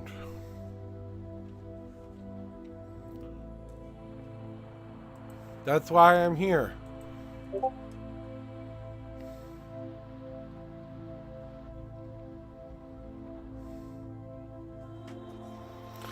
And my journey has been all about overcoming obstacles. I was told at a younger age that I would not even be able to do something like I'm doing right now. That I would be in a care facility being taken care of by the state by the time I reached this age. That's what I was told most of my life, that I was incapable of running my own life. And that just infuriated me. I said, you can't tell me who to be or what to do. So I started using every fucking lesson that they started throwing my way and said, hey, you know what? I can overcome this shit. I can prove you wrong. So, you know, I started with learning how to be a little bit better of a social person, but I'm going to be honest with you. Up until about the age of 18, my social skills sucked monkey ass, okay? I didn't know how to talk to people. I didn't know how to make friends. The friends that I did make usually made fun of me and bullied me more than they were my friends. I was willing to accept a lot of crap to have friends in my life. I still do that to this day sometimes. Working on those things as well, in my life as well. And then I overcame abuse by a babysitter. I overcame the abuse of bullies and people who were in the trailer court bullying me. I overcame the obstacles of self-hate and self-loathing. I overcame the obstacles of not knowing what purpose I had or what destiny that I may hold. I started to believe in a dream that I had when I was 8 years old, and I let that guide my life. Did it always work out the way I thought it would? No, but I did learn everything I needed to learn to be this person today. And I usually cursed the world for all of the shit it put me through during that time. But you know what? I thank it now, because it is what made me be this person today. Because I learned how to get through all of that other things, you know? And it took me some time to learn that, you know? Because I had to learn myself, because I had to learn my energy, my purpose. You know, there was a time I thought I was crazy, so I went to go prove that I wasn't crazy. I went to 5 different psychologists to get understood about what I was hearing, and then the last psychologist said the best thing I've ever heard in my life. You're not crazy, you just hear spirits and stuff like that. Maybe you should start to listen. As long as they're telling you to do good things, listen to them. The second they tell you to do bad things, stop listening to them. And I said, oh, okay. And that was the best advice I ever got from a therapist. If the voices are telling you to do good things, then do good things. If the voices are telling you to do bad things, then go get some help. You know what I'm saying? So that's what I did. I started listening to the voices and understanding who they were. I gave them names. I gave them a voice in my head. And then they came and gave me their voice in my head. And then once I understood it, and understood why they were there, it wasn't until I went through about 15 years of very magical, intense, trusting my intuition, trusting myself kind of feeling. What's up, D?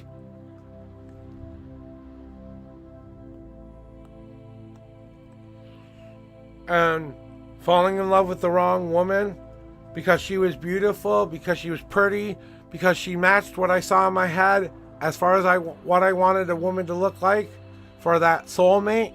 But I fell in love with the body, not the soul.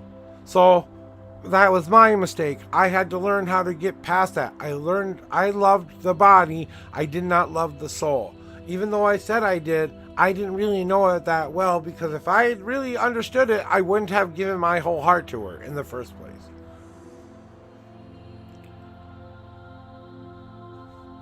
Yeah, exactly. That's it. What you're saying right now. So she's getting to know you and everything. She wants to open up to me, but I have to take it slow. And that's what is meant for you, right? Yes, exactly. But I'm just telling you my story, okay? This may or may not apply to you, D. But I had to see her in a different viewpoint, a different idea than what I had viewing her before. Once I saw behind the curtain and I saw behind what was really there, I didn't want anything to do with her anymore. Because she wasn't who I thought she was. You know? I fell in love, like I said, with something that didn't deserve my love. And I should have saw it a long time ago, even though, yeah, and a lot of the scars that person that I fell in love with had to deal with. And when I learned how to deal with it and take off the rose-colored glasses, those glasses where I only saw her in one specific world, even though my mom told me she wasn't the right one. My brother told me she wasn't the right one. My friends told me she wasn't the right one. She told me she wasn't the right one. I didn't want to listen because I was so love-struck, but with what I saw in a body that matched what I saw in my head, because I thought that meant she was the one. No, she was training for me, for the one I'm really supposed to be falling in love with. She was training for me. That's what I learned what real love looked like. Because when I finally got what real love looked like for me, and I'm just talking about my own journey here, not yours or anybody else's, okay? But like I said, remember I told you you had two choices to make?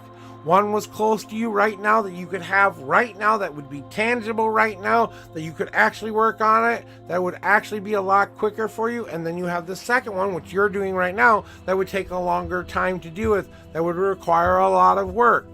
Remember? So,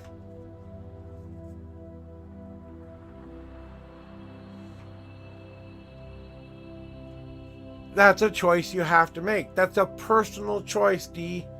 That's you saying, if I'm willing to wait, then you've got to be willing to wait. But that means waiting until she's done with her college or whatever she needs to do, and possibly moving where you are at, you possibly getting together and finding out whether or not you're right for one another and stuff. It's a long fought road. And it's going to be like that. Every time it's going to be like that. It will become easier over time, but it's not going to be.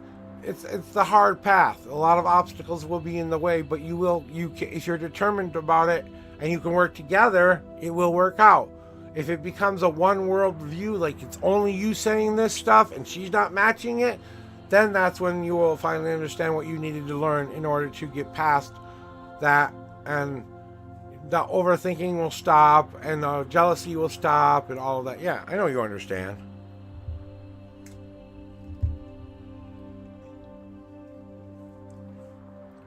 And that I really see our situations being very similar, but she's a different woman than the woman I fell in love with, you see? So I can't say don't go for it, because I think there is something small there. She just hasn't decided where she wants to move that to yet. Friend, maybe lover someday, whatever. I don't know you well enough to move you into any category right now. And what do you have to understand that you do when you do that? If you really want to go for it, great, then go for it. But then you're risking your heart being broken, you're risking being hurt, you're risking everything that you're afraid of getting. You're risking that to have that love, right? So that means what do you have to do to get that love? I have to be patient. I have to look at this in a new, different way. I have to go slower. I have to get out of my head. I have to go with the easy flow of it. Lay in the lazy river with her, holding hands along the way. You know what I'm saying? So I'm not saying don't go for it. I'm just saying it's going to be I get to know you, you get to know me kind of a situation. And then what does this make me feel? Blah, blah, blah, blah, blah.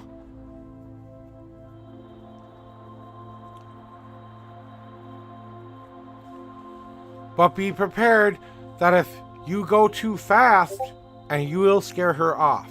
I guarantee it.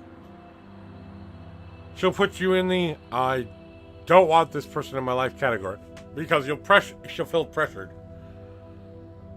I think the last relationship she had was a very you've got to follow my rules kind of a relationship, and she doesn't want that kind of a guy again.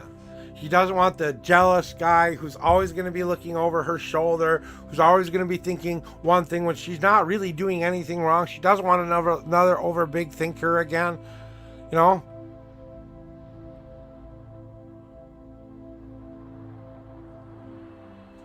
And like I said, and that's okay for you to understand that about yourself, but is it time to share that with her yet? Or do you have to get to know her? She has to get to know you. You may think you know her well, but when she starts to share the Malibu Bear before 20 said see ya tonight. What the hell? I don't know what the hell that was for.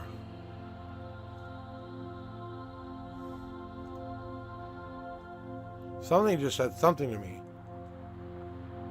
Oh, okay.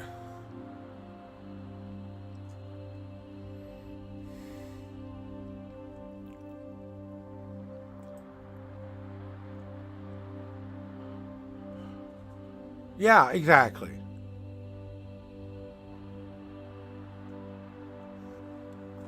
Wait till it's about 55%, you know what I'm saying? When you know about 55% of her, then you can start to talk to her about other things, you know what I'm saying? But get to know her at least 50%, 55% well, you know? I think you're exactly on track with where you're at in your relationship, by the way. You know her about 20%. You have 80% to go. Like a download that takes forever. I don't think you're trying to do it, but I do think you're kind of being a little more attentive than she is ready for at this point.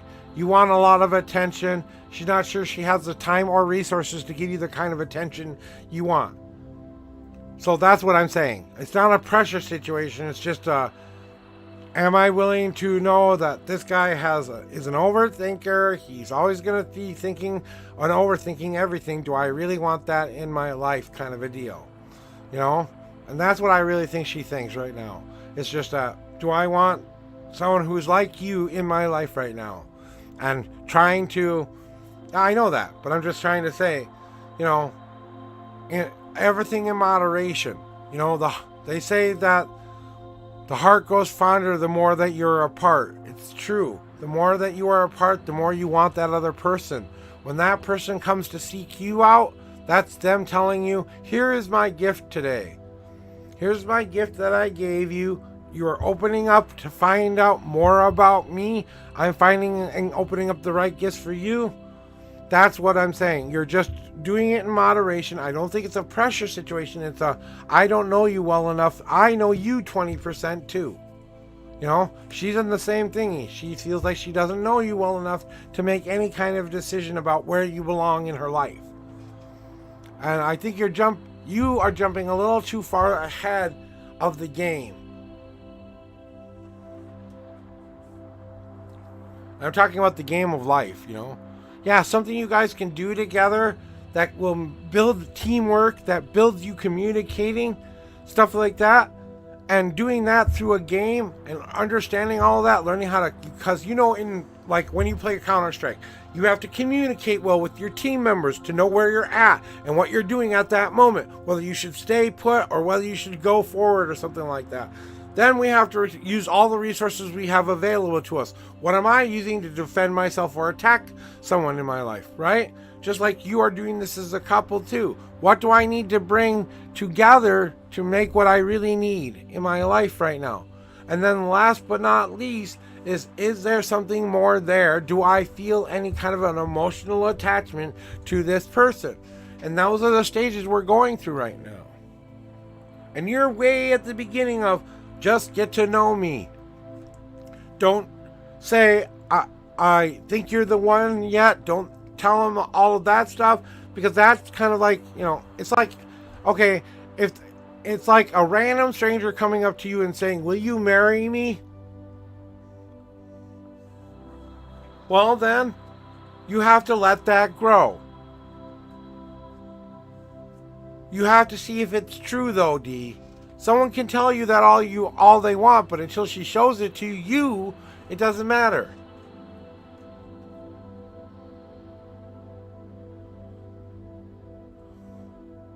It's what you believe and what she believes. The only two people who matter here are you and her. How you communicate, that's where you fix the issues and problems. That's where we understand one another a little bit better. Hey, I know I get in my head sometimes. I know I'm a little bit of an overthinker. Here's some of the things I need to share with you. I hope you can love that part of me, because I'm working on some of those things, but I'm not sure even I know how to fix those. Admitting that to someone and them saying, okay, I see that and still want to be in your life, now that attachment has merit, you know what I'm saying? So now she does feel something for you. She's just not sure what she feels for you, because in her mind, it's a month old, an old communication where I'm just getting to know this guy who thinks I'm pretty, who thinks I'm beautiful, inside and out. And I do have some emotion attached to it, but is that I'm a friend attachment, or is that I want to see this guy in a better way? Exactly. Not really confused, but taking and making a healthy choice for a change. That weight path that I was talking about. You know, she's in that place where she needs to consider what's right in front of her and what things she wants to put in her mouth and eat. You know what I'm saying?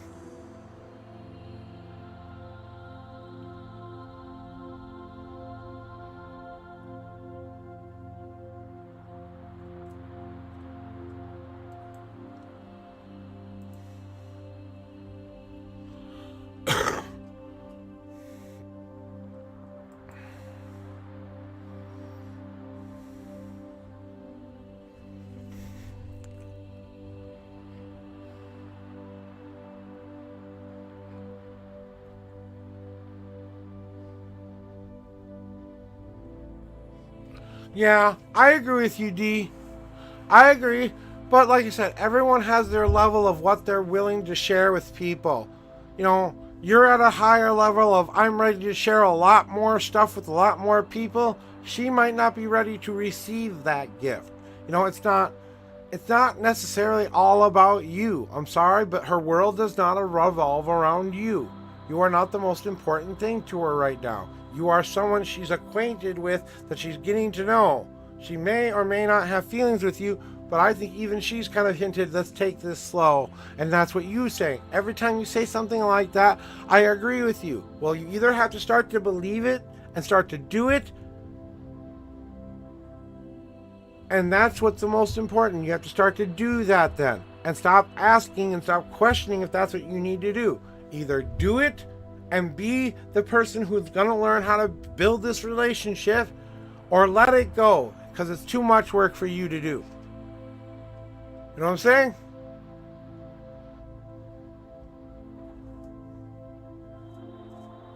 Exactly. You have to get to know her at least 50% better than you do know her now. When you know her about 80% of who she is, that means you're going to find out some ugly shit that she hasn't told a lot of people in her life, and whether or not you can accept those ugly things about her. It may not be the person you think she is when you finally find out all of that stuff. You'll have to come to terms with whether you can accept that about her or not. You know?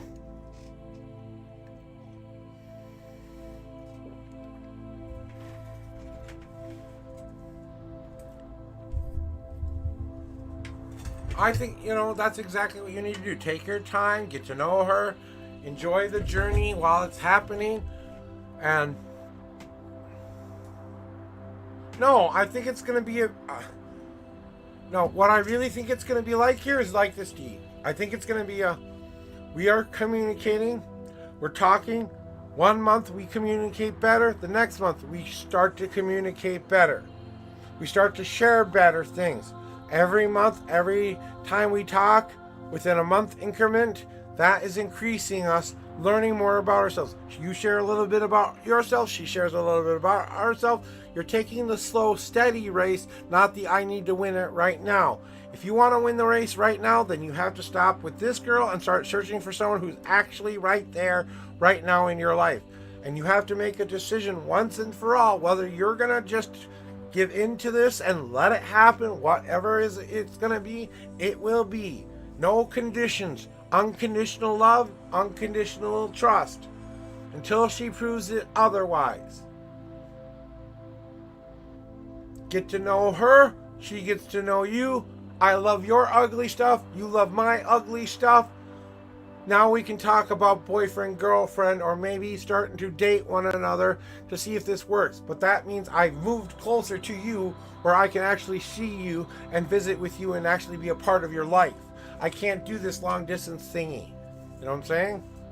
She doesn't want a long distance relationship. She wants an in-person real relationship. And right now, you're kind of unattainable because you're so far away. She can't, she's got other things she needs to finish first. And that requires you to be patient and wait for her to finish what she needs to do. That might be schooling. That might be learning life lessons. That might be a bunch of different things. I can't put conditions on love there. Exactly.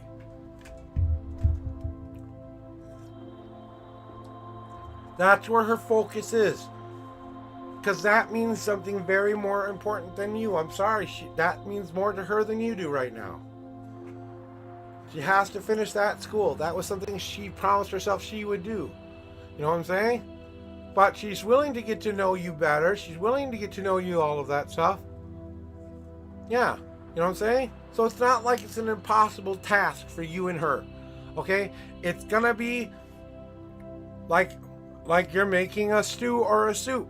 It takes time to make that stew and soup become. If you've ever had American barbecue, the slow cook, the slow roast is one of the most tender, beautiful meats you will ever have in your life. Now, I don't know if you're a meat eater or not, but still, when you get that thing that's just right, that's done the best it can possibly be, and then you want to tear into it and eat it, And that's kind of what you're building up. You're building up the anticipation. You're building up that I want to get to know her better. And then when you finally do have the same area around one another, that's when things can start to move in a different direction, because now we'll actually be able to do something with it. Yes, exactly. So what did she say then?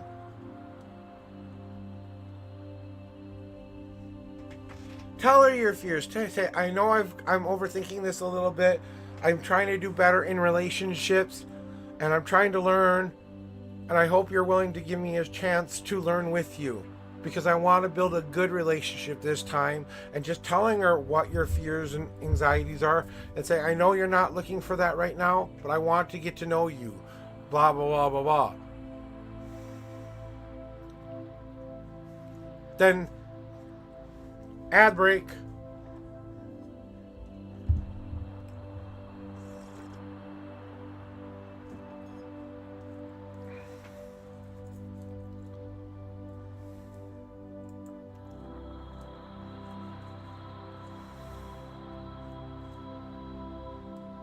Oh, well, I don't know who has ads and who doesn't have ads, so I just was trying to make sure that you didn't miss something. Do you understand, D? That what I'm trying to say is, give it the time it deserves. Like a slow cooked meal, that once you finally get to that point where you eat that meal, that's when you start to go, oh, how beautiful does this taste? It took a long time, but oh, do I love the taste of this in my mouth. You know what I'm saying? Well, you have to be willing to share the icky stuff too. It can't all be just what's good about you. And maybe if you communicate what you're looking for, maybe she can tell you what she's looking for. You'll better understand her at least at that,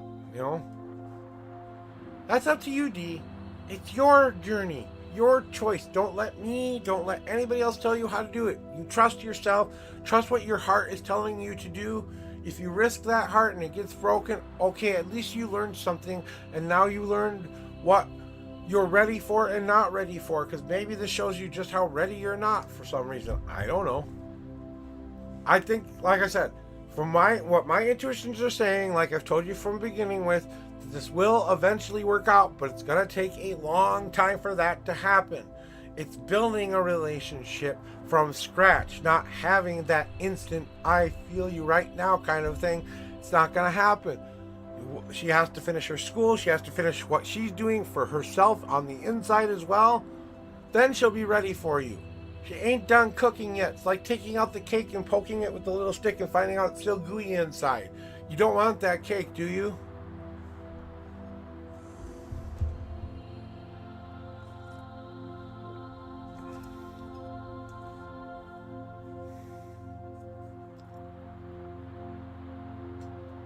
Well, that's why you keep testing it and keep seeing if it's better or not. When it gets close to done, it's going to have a golden little burnt on top of it. That's unavoidable. Any cake maker will tell you that there's going to be a bubble or two of dark spot. But you know what that cake maker does? He cuts that cake in half. He turns it upside down. He puts the filling in between those two things. There where you don't ever taste that little black spot. Exactly. Play some games with her. Talk to her while you're playing games. Learn how to communicate better in a game. And then translate what you learn in the game to what you need to do in life. She's gonna tell you when her cake is done. And if she wants you to have her cake. Okay? Because she hasn't even decided that yet. And that's what I'm trying to say is, don't put any more conditions on her. Just let it be what it will be. Unconditional love. Unconditional trust. Until she proves to you that you can't have those things with her anymore. That's what real love looks like. And questioning her is real love. Because that means you understand what she has to go through in order to get through those things. Yeah, exactly. I like what you said the last sentence that you said. You know, play some games sometimes. She can write me whenever she wants to play. You left it open for her to come through the door. You know, you're showing her the door, she has to walk through the door. Okay, then do that. Then do that and just go play with her. Go have fun. Go communicate. Don't worry about what you're not going to get, what you're getting out of it and what you're not going to get out of it. Just go enjoy it together. Have fun with it, play, and if it turns into something else extra. Well, I know that, but I'm just saying, okay? She's a swimmer. Maybe you, when you do get together, you swim together. You know what I'm saying? Hey, and you left it open for her. Now you have to let her walk through that door. Okay?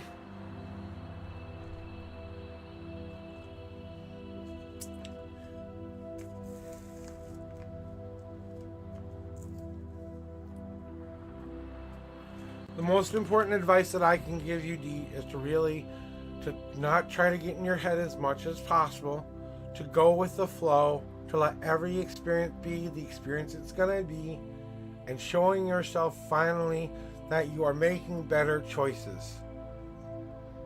I know, I'm just saying that you are understanding that you are making better choices now, that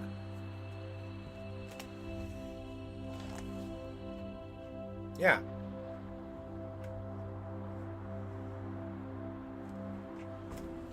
Then that's what you have to give into then. If she's worth the wait, then wait for her to be ready for you. And that's it. You wait for her to catch up to you so that you both start walking that path together.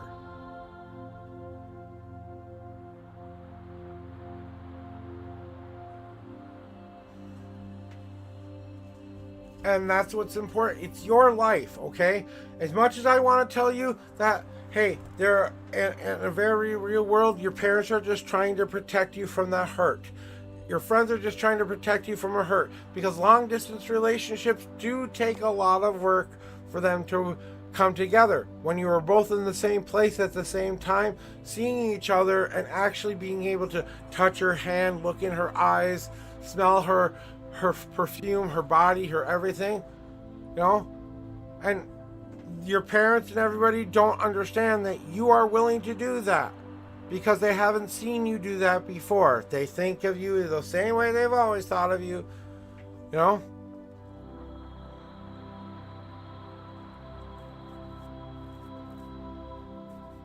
Yeah, exactly.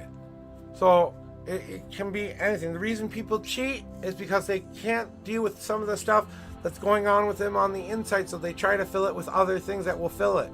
It's not cheating on you're never cheating on the person. You're cheating on yourself when you're cheating, because the only person you're cheating is you. You're cheating yourself out of love you already have, of everything. You know what I'm saying? But yeah, well, long distance relationships can work, but those long distance relationships that work, they finally come together and live a life. It's not like that they get married and then one person goes and lives in France and the other person goes and lives in Italy. You know what I'm saying?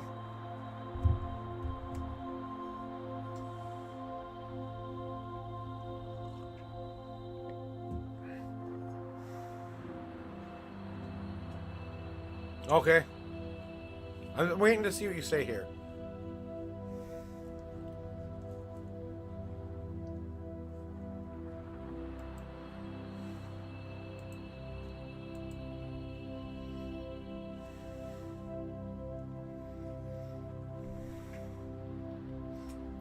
I like that. I really like that quote. I really like that. Love never fails, so if it fails, it was never love. And I'm going to tell you that sometimes you have to give in to the failure and fail together so that you can love each other even more. You know. Well, it's from the Bible. Like I said, I don't subscribe to the Holy Bible. That's not my text of religious text that I believe in. I believe in Jesus, and I believe in his story, and I believe that he was sent here to be the thing he was sent to be here for. But that was for the Christian folks. That was for people who truly believe in him. But I still think to this day that they do not follow that faith correctly. But that's my personal opinion. You know, I can't say every Christian is bad, but you know what I'm saying? It's just like I can be very one-minded about my faith, I would think that there are people who can be very one-minded about theirs, you know. But hey, love is never fails. So if it, you know, it's a good quote either way. The Bible was always designed to be a template to how to live closest to God you could.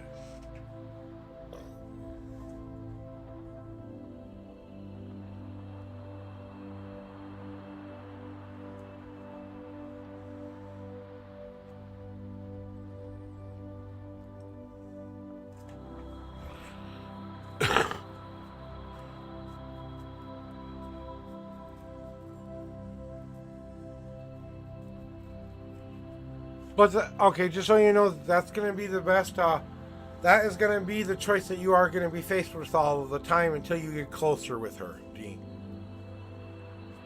Hey, Miss Magician, welcome in, welcome back. How we doing, sweetheart? Ready for your reading or butt kicking today? I should say.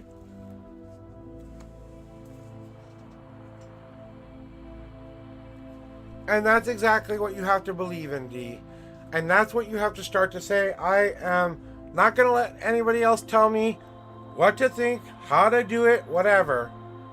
It's time for me to listen to my own voice. If that means it failed, like wasn't love, right? But sometimes you have to build up from failing together to be that beautiful, wonderful relationship you've always wanted it to be too.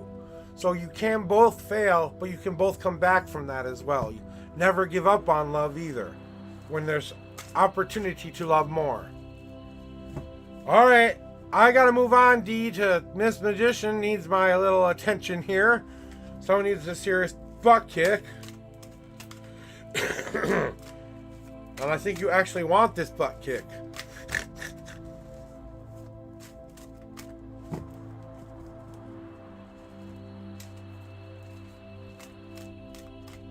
Yeah, I agree completely. I agree with that statement completely. Already got jumpers for you, Miss Magician. Give me your numbers, 3 and 11. I got it. 3 and 11. Sure you don't want something different this time? If you just want your normal number, say yeah. Okay. Yep, I kind of thought so.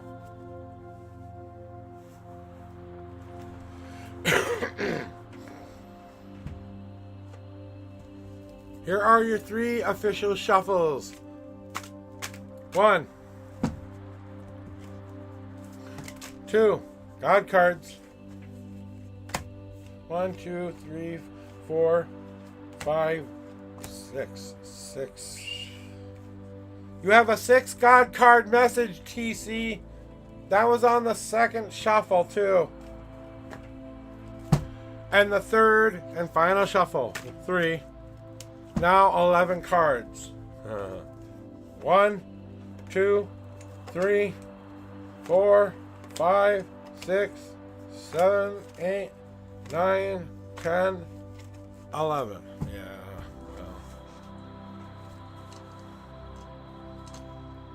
Well. I tried to warn you, but everyone's got to go through it. And here's what they want to tell you about right now, generally speaking. What it's going to take.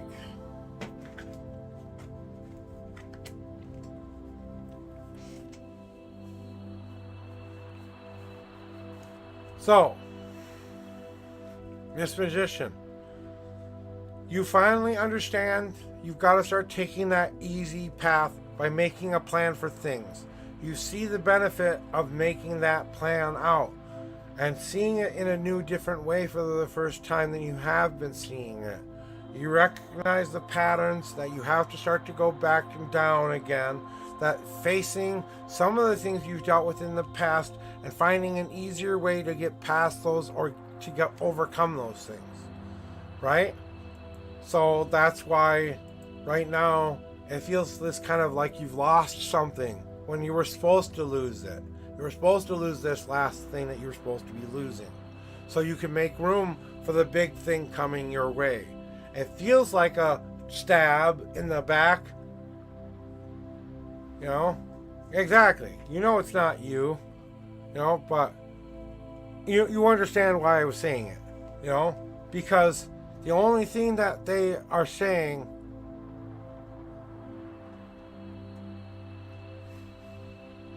yeah, well, she has her own path to follow. You know, she's learning from you as you are learning from me, as we are all learning from one another. You know this to be true, that she is going through the changes she needs to go through from adolescent to adult. You are going from adult to that next stage of life where you enter that point when Raven is gone in 4 years and you are home alone and you have nothing left to do but you and you alone, and you're sitting there with your daughter off at college or wherever the heck they will go. Mother, maid, and crone, baby. Exactly. You'll enter that crone part. But that crone part comes with responsibilities just as well, you know? And you're going to have to finally deal with that past thing you say you've moved past. Well, is it in the past or not? Is it in the past? Right? Maiden, mother, crone. So when I was a maiden, I have to let that past be part of that journey. I am in the mother part right now. You haven't finished the mother part yet. You still got a young daughter to raise, and you still have a lot of ways to go for that. Even when she's out of the house, you will always be her mom. So you know that, she knows that, everyone knows that. Now we enter the crone part of it, where now we understand that I can finally move past all of the shit in the past now, because now I have freedom, and that freedom is what brings me back to seeing the world the way it's supposed to be. I see the world in a new, different way than I have ever seen it before in my life. I look at my life and see what benefits I have now that I didn't have before. And you know you do. Because I know your personal story. I know what you came out of. So I know for a fact you have to be looking at this world in a new, different, beautiful way. Because you know you have choices. You have a plan. Stick to the plan that makes sense to you. The plan can change. You can get off of this plan. It's an easier path because you choose it to be. I will pick up the right kinds of change along the way. I will pick up the right kind of motivation. Maybe I need that dime this time to fill my life up. Okay, hey, Raven's almost out of school. I have to start to think, what am I going to do with my life after that? Okay, let me say that I have to finally understand that this path that made me who I was today, if it didn't happen, you wouldn't be who you are right now. You're starting to see your world in a new, different way. And then we have God cards for your ass. Ha ha ha ha.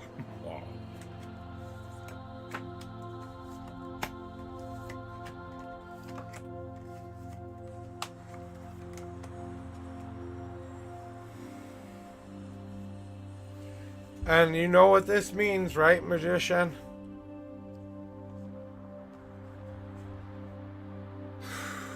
Deep breath in, slow breath out. Deep breath in, slow breath out.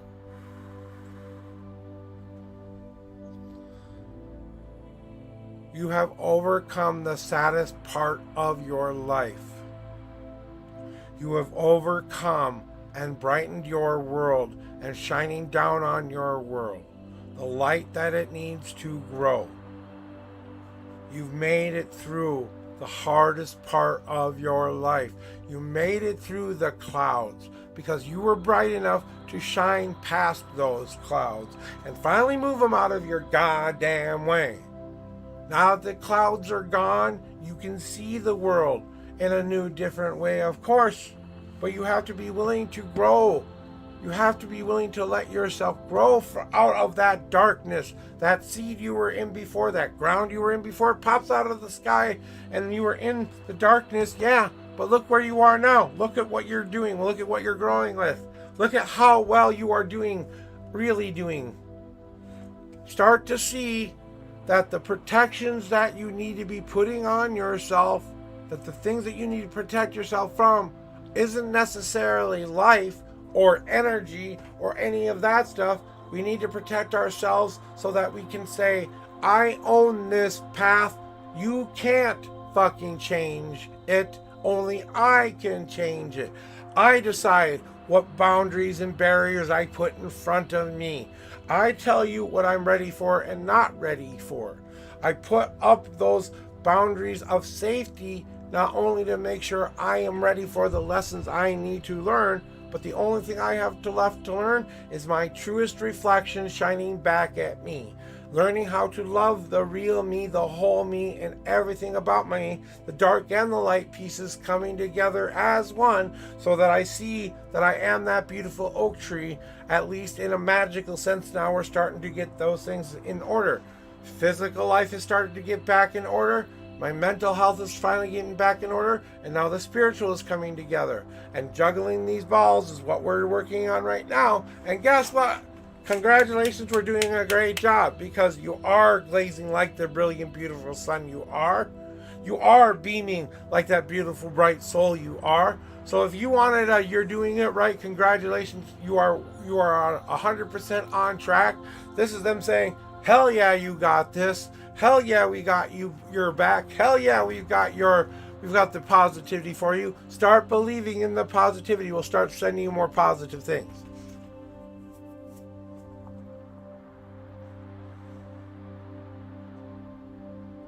And you know what that means altogether.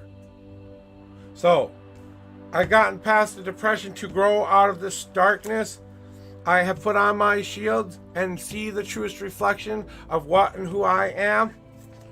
And I know that what I see is that bright, beautiful, glowing soul that glazes down onto my world, the positive I've been waiting for my whole life. Dark night of the soul, it's all here. It's calling you to say, I am ready for this. And it's those words that we need to talk about when you're ready for that. because it will be the most transformative, most deep moment of your life. And when you are finally through it, you will thank and hate me all at the same time.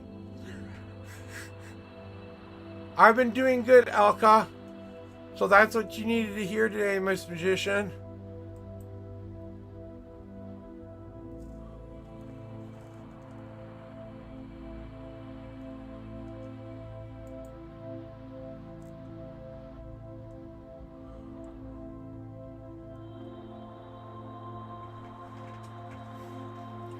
As always, you're welcomed. So, Crypto, what do you need to know today, my lady? Okay, 5 and 1. I'm going to start cleansing these cards off for you. Got some bad dreams of me eating rotten food, someone trying to kill me at gunpoint.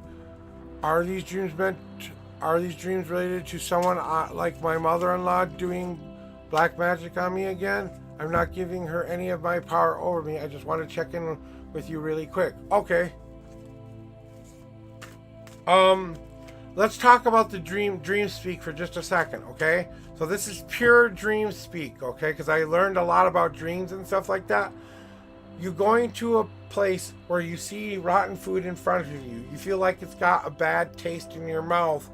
Literally, that's what it's trying to tell you. That something about this whole situation has given you a bad taste in your mouth that's kind of saying, I'm being forced to see it this way and only this way, you know, and trying to kill you or trying to take that part of you out of you.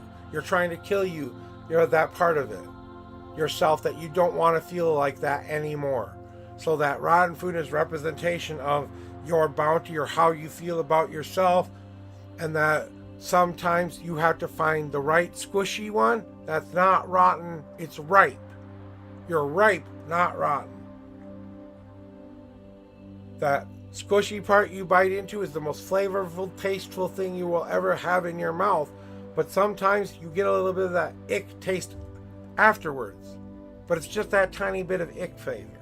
And that in dream speak, just for pure, and I'll do the reading too, okay? But in dream speak, when you're going to a place where you're eating rotten food, you're presented the bounty that's in front of you. You're consuming something that you know is bad for you to do for yourself, and you know that that's something that you don't really want to have happen in your life either. Then you feel like you're being forced to look at it one certain way, and at gunpoint. It's not that you're doing black magic, it's just your own brain going, I see all these bad patterns coming together and I see what it means to me, basically, you know. So let's get to it though, okay? Let's do the 5 and 1 reading for you, okay? 1, 2, 3, 4, and 5. All right, and then we have your answer. Okay? First of all, you know there's no black magic that can touch you right now. Your shields are too strong. You've beefed up those you're way more powerful than you think you are.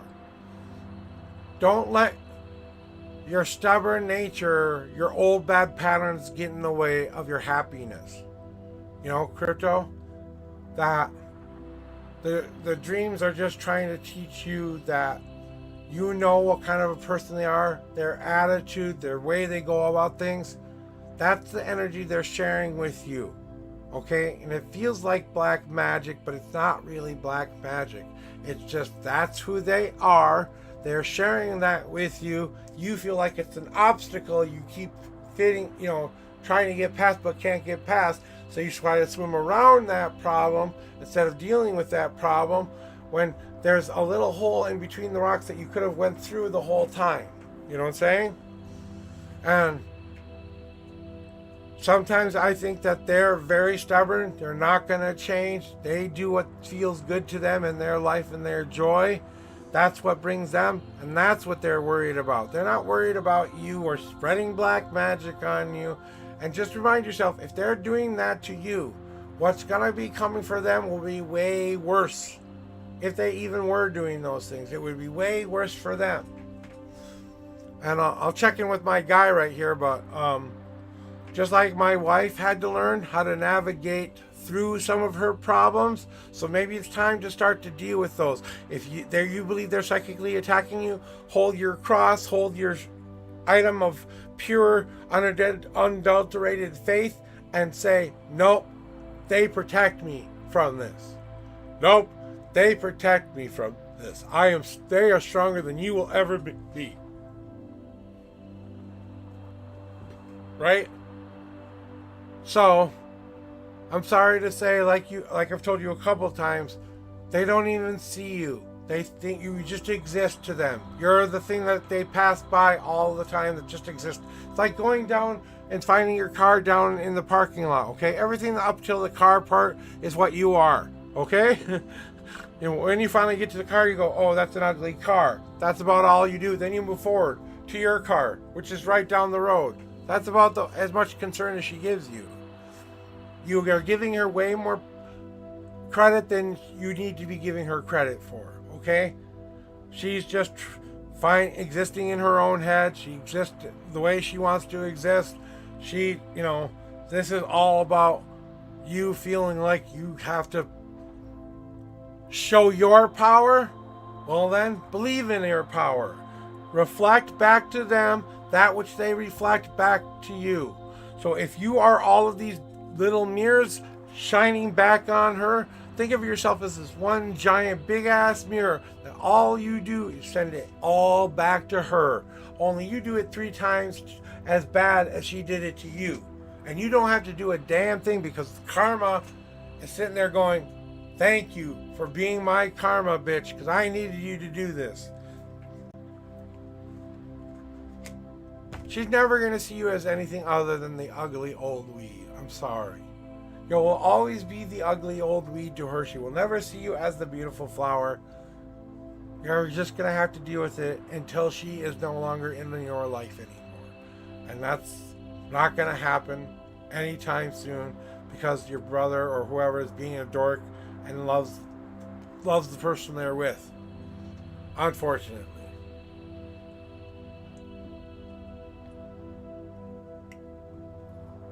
And seeing that beautiful flower for what it truly is. So they're just trying to see you in a different way, but they can't. Because they're just like that.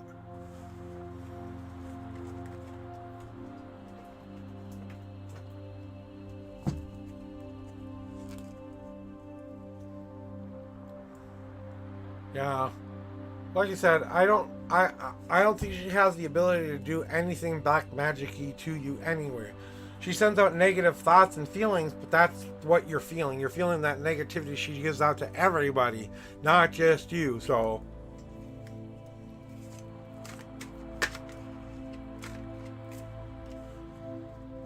you don't have a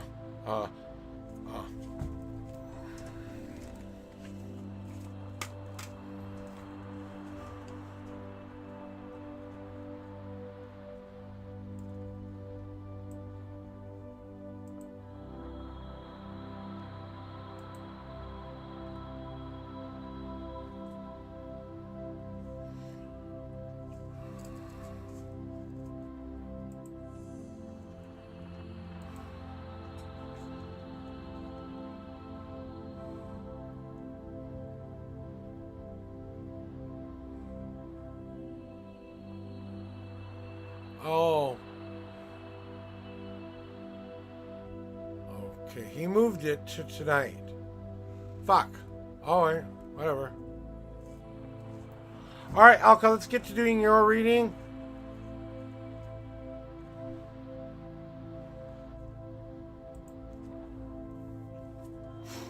Tempting fate. I love it when people say that. Fate laughs at you and says, ha. Cleansing the cards off for you as per usual. Yeah, I know. It's like I said, this new energy that I'm getting used to has been telling you. See, it's almost back here. You can start to see some of the fuzzy grow back in. I tell you, by next week, you'll have almost a short beard by next week. So The fuzzy is coming back. See, I see the fuzzy here. It's coming. Come back when I have my beard, right, Zeal? Then you can trust me again. Okay, well, if that's what it takes for you to trust me, then. So you want 10 and 29 for just a general reading for you there?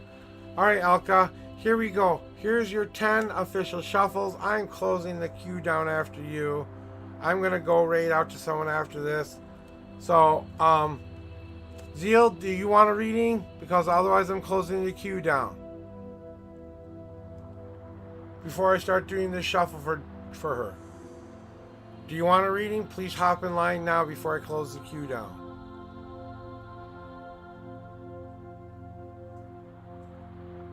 Huh? Why didn't I let you? Okay, what the hell? Try again, try again. That was my fault. Bad me. Try again.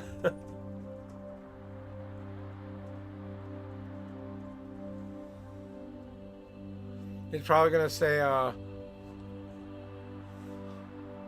wait 30 seconds, but when I see you pop in there, I will, end stream. I will, do you last.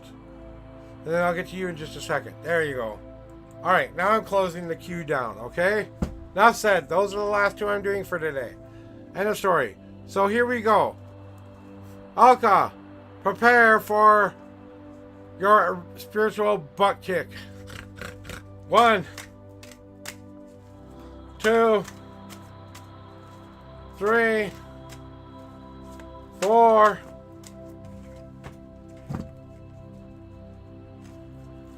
5, 6, 7, 8, 9, 10. It'll be what you need to hear, not anything. Oh, okay. Okay, you got it. You got it. 1, 2, 3, 4, 5, 6, 7, 8, 9, 10. 11, 12, 13, 14, 15, 16, 17, 18, 19. We had 20, what was it? 29. 20. 1, 2, 3, 4, 5, 6, 7, 8. And the 29th card is now on top.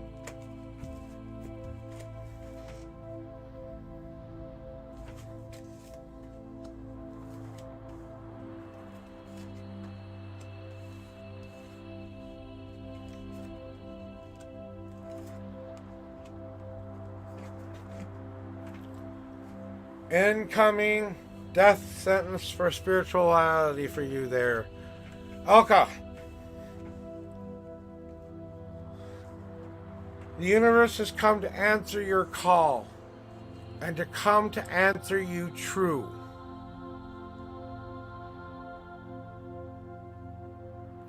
And it's time for you to understand something, Alka. Stop feeling guilty for all of the stuff you haven't done. Stop feeling guilty for all of the past mistakes you think you've done to hurt anybody. It's time to finally give up your pain. It's finally time to give up the hurt. It's time to walk in true love, in true trust. Are you really willing to give yourself up and ready to give yourself to the Lord and the Lady or your higher power completely? Are you really ready for that? Or are you going to keep feeling guilty for succeeding for once? Are you finally going to give yourself a break and say, no more sentences? This is it. This is the last time. I now pronounce you innocent of all charges. I give you your karma back. It's now been balanced. Your fate has now been put into your own hands. Your destiny has yet to be determined. And your purpose? Well, let's talk about purpose then. Because right now the only purpose you need to have is to get rid of all of this shit you keep holding on to. It's time. It's time. It's time to let it die. Completely, totally. If that means you have to strip yourself down to the very bottom of the shelf, you doing it yourself is different than the gods doing it for you. Because you get to build yourself up to be what you want to be. You're not just throwing it away, you're transforming its ass there, Elka.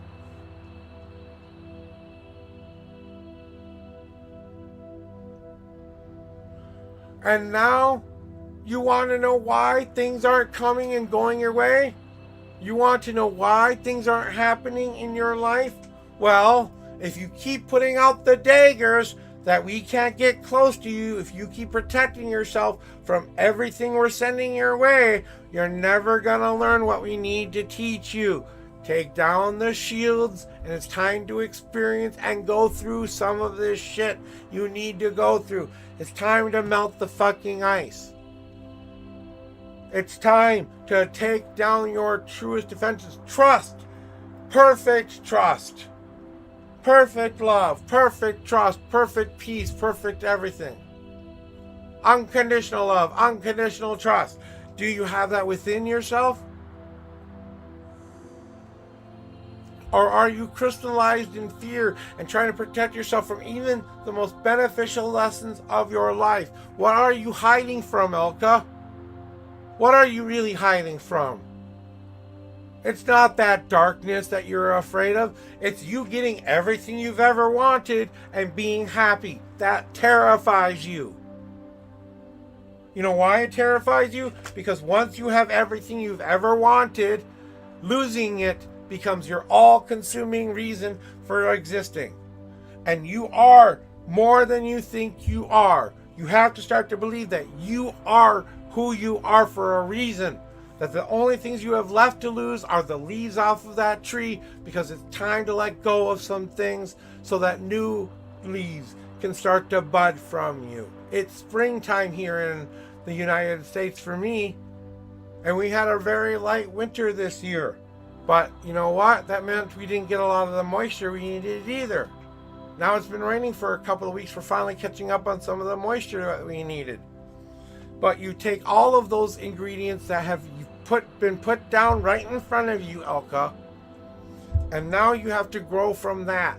Knowing you stood the test of time and you made it through all of this bullshit was the point. That you had to let go of the guilt of feeling like a failure and feeling like you can't ever succeed. That guilt has to go away. Transform it if you must, but put it into that damn compost pile and let it transform into life-giving nutrient dirt then. Allow it to decay. Allow it to die. Allow it to be out of your life forever. Don't keep protecting yourself from all the harm in the world, because maybe you need to go through some of this harm. Maybe you have to take down your defenses enough to be able to understand just how strong you are without them. Even without those defenses up, you are still a strong individual. Time to melt that ice and soak in the other ingredients in which you need. You are more put together than you think you are. You just have to lose your leaves enough to say, I am who I was meant to be. I am Alka Love. And now, we get to your God card.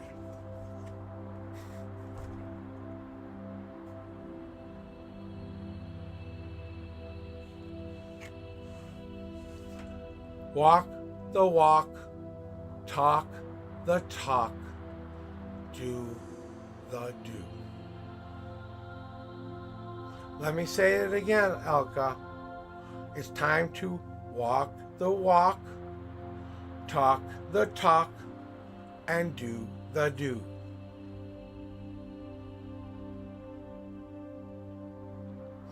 Be who you are meant to be. You've been through the labor process. Congratulations, you're born. Wow, Elka has been born. It's a new life, a new day, a new moment, a new purpose, a new reason. It's new life being given back to you. What a gift. What a horrible gift you've been given. The life you always wanted to choose. And all you've got to do is walk the walk, talk the talk, and do the do to get it. If you don't listen to that, I don't know what will.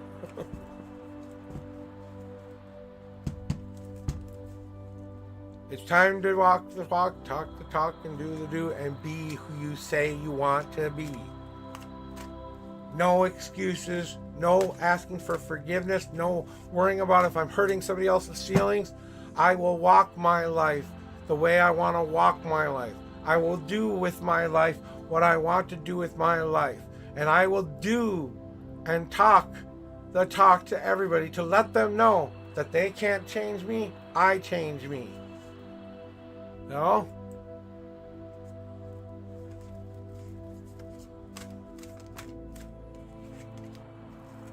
And all that other stuff, it's just part of the journey, part of what you need to go through. Because there will, about a week from today, I'm going to guarantee one thing for you, okay? You will have new purpose and you will have new life if you do this.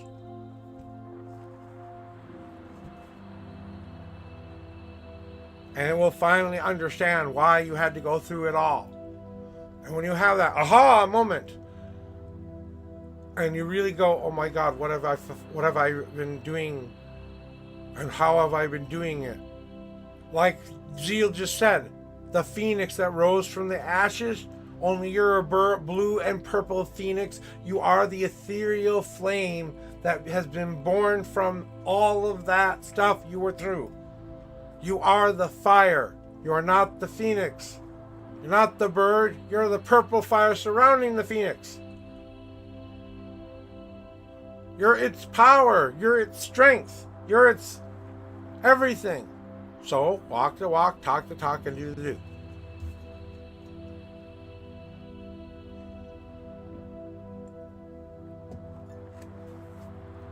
All right.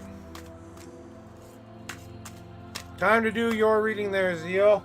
Last and final reading of the day. Last and final reading of the day. I want to thank everyone for being here today and being a part of my stream. Because without you, I am not able to do this every day. I need you guys to come in. I'm trying to build a bigger, better community. You guys have things that you want to suggest, please put it on the Discord. If you guys want to have more interactive days with me, like we have a poker night or we have a Discord playing marbles day or something like that, please throw your suggestions my way. And as we're waiting for Zeal to throw me his numbers, I just want to say thank you for all the thank yous of the subscriptions, the follows, the subscribes. Your time is the most precious thing to me. Remember, we support you here. I don't care if you need money. I don't care if you need help of any kind, way, shape, or form. We will do the best we can to help you. If we can't help you in a financial way, we'll try to help you in a mental way. If we can't help you in a mental way, we'll send more spiritual energy your way. If we can't do any of those things, guess what? We'll just be here for you.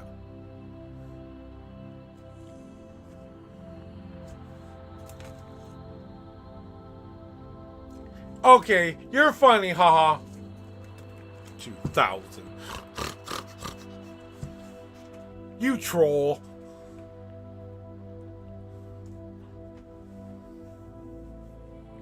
Now give me your real numbers.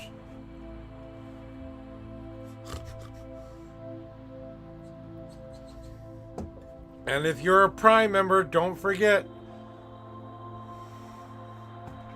to give me your Prime sub. Alright, well, I'm going to start to clear these cards off for you. And then I'll be ready for you when you give me your real numbers.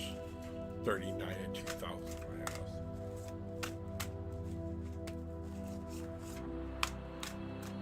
69. Well, 420 guy, I know those are your numbers, and your wife must love that. I don't know. Can you get the old man taste out of your mouth yet? There, young lady.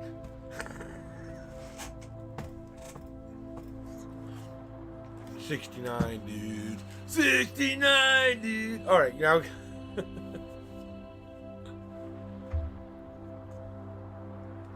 To my friend, I420 guy, you are the best. Thank you for coming and loving lurking. Here's a guy who's a very 420 friendly guy. And you know what? He is one of the most awesome people out there. He's a very chilled, laid back kind of a guy. Go check him out sometimes. He plays Apex Legends and other things out there. He's a very cool cat. You gotta just go check him out when his camera's working and he's online.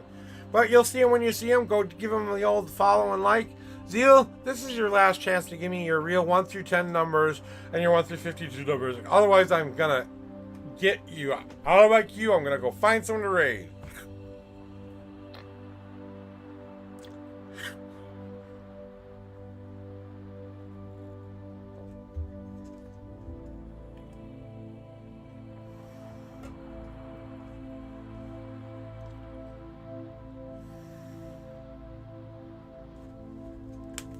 General reading for you, Zeal, 9 and 13.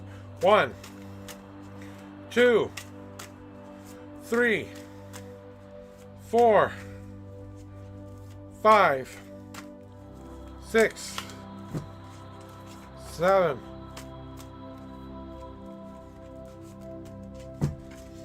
8, 9.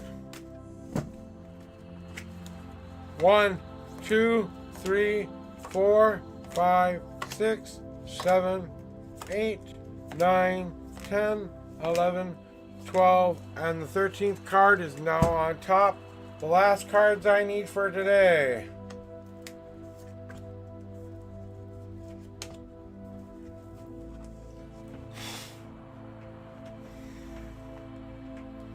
So Zeal, your general reading for today. And you've been doing this a while now there, Zeal. You drive your own path. You drive yourself forward. You do a lot of good things in your life. You finally left the junk on the side of the road and you're only carrying what you really need to be carrying with you. You're still on the road going towards where you're trying to meet though. And it's like you haven't kind of got there quite yet. But you're starting to see the off-road signs. You know what I'm saying? You know you're getting close to the light, place where you get off and find out what is in that little area in which you're searching for. And you're wondering, is this going to help me feel fulfilled at the end of this journey? What am I going to get as my prize at the end of the rainbow? What am I trying to find here at the end of this road? And you've gotten the pretty music going, you've got the windows down, you've got your friends if you want your friends with you, you've got your snacks and everything that you need to get to where you're going. So the only thing left for you to do is this. It's time to believe in your own power and believe that you have that power and you have the ability to shape your life into whatever you want it to be. That you are loved beyond all measure, that you don't need to seek love from anybody or anything else anymore. All you need to do is learn how to love yourself and learn to love others the same way you love them. To know that you can carve your own destiny into the sands of time. That you have the ability to put your finger down and say, this is what I want my life to look like, and this is what my life is going to be like. Find that motherly energy within yourself this day and ask that motherly figure for that advice about how you can approach life in a new, different way, and hear the words that she's saying, because she's trying to tell you what you need to hear. Not to hurt you, but to heal you. The only thing left for you to do in the future is find your unseen path. That means cutting through the last of the bullshit you have in front of you that you know you're ready to get through. That's easy for you to get through. Driving through those reeds, okay, we'll drive through those reeds then. But we're going to finally get past the bullshit of ourselves here, and we're going to start to see where this journey does end. Because at the end of this drive is this dock. You still have to walk to the end of the dock to see what the prize is at the end of the rainbow. But when you get there, it will be the most beautiful sight you have seen in a long time. The right sunset, the right conditions, everything. But you will still have to look at it in the best light possible. So don't look at it as a negative thing trying to hurt you. Look at it as this is how much love and light the universe wants to show me. Because it's all about the mirror that I face and the path that I choose to show people. If I show them the darkest parts of who I am and they still love me, okay, but have I shown them the other side of that coin too? The loving, caring part of me that's hidden maybe somewhere in there that you don't like to show to a lot of people, but it's there. And that's what I have to tell you today, Zeal. Oh, Jesus Christ. I feel like I've been smoking pot and I haven't had any pot today. Not good? Okay. Sorry to hear that I didn't do a good job for you today. I hope you got something out of that. Maybe even tell me I'm fucking wrong and I will, that I did it wrong and that you know you're going to be able to do your own thing. I'm good with that. You know, I like being wrong. I learned something. Prophet, I got your card. Oh, good. You did get it. Good. I was wondering, because I sent that, I'm wondering how long it's going to take to get there. So thank you for letting me know you got my card. She won one of the cards that I gave away, and she lives in India, and I wasn't sure she was going to get her card, but now I know it got there. Yay! Awesome.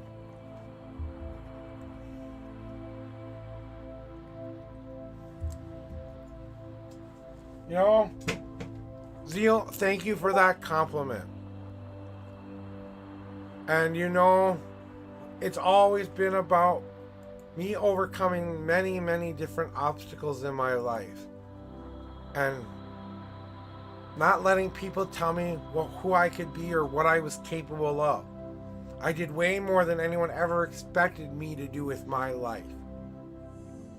And I have to say I'm proud of myself because I went through all of that stuff to become this man today. And now I am faced with a brand new challenge. Brand new energy, a brand new responsibility. I've given myself to the gods. All completely, totally, I am theirs. I only come here to serve them and to serve you. So if you found some words of wisdom here today and it helps you with your life and it helps you move on and move forward to finding it that day you can have the best fucking day ever, then that's what it will take to let yourself finally be happy and free of the burdens, because that's what it means and that's how it will be for most of us. We have to believe in our own journeys. We have to make our own fates, find our own purpose, and then tell the universe to listen. Please be positive in your lives this day, guys. Go forth and do what you need to do for all of those beautiful people out there. I will be looking at Discord in a little bit to see if anyone needs my help after stream, but I'm going to warn you, I'm not very energetic right now. And I just feel like we should go find somebody who may or may not get a lot of people in their stream. Ooh. We could go to another tarot reader that I like, or we can go to a different person here. Let me see here. Okay, guys, we can go to a tarot reader, Guidance, who is doing tarot readings. He's an awesome tarot reader. I definitely recommend him. We can go win $205 playing marbles, or we can go to see here. Anybody else I see that really haven't been viewing very long or haven't seen very long? Or we can just go to one of my just chatting streams. That's just a random just chatting stream. I'll pick one that's out there. Anybody want to make their vote?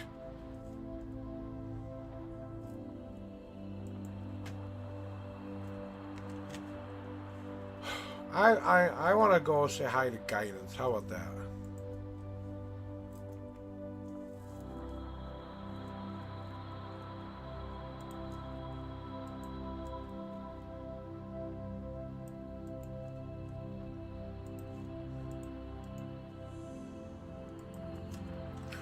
Here's where we're gonna go, guys.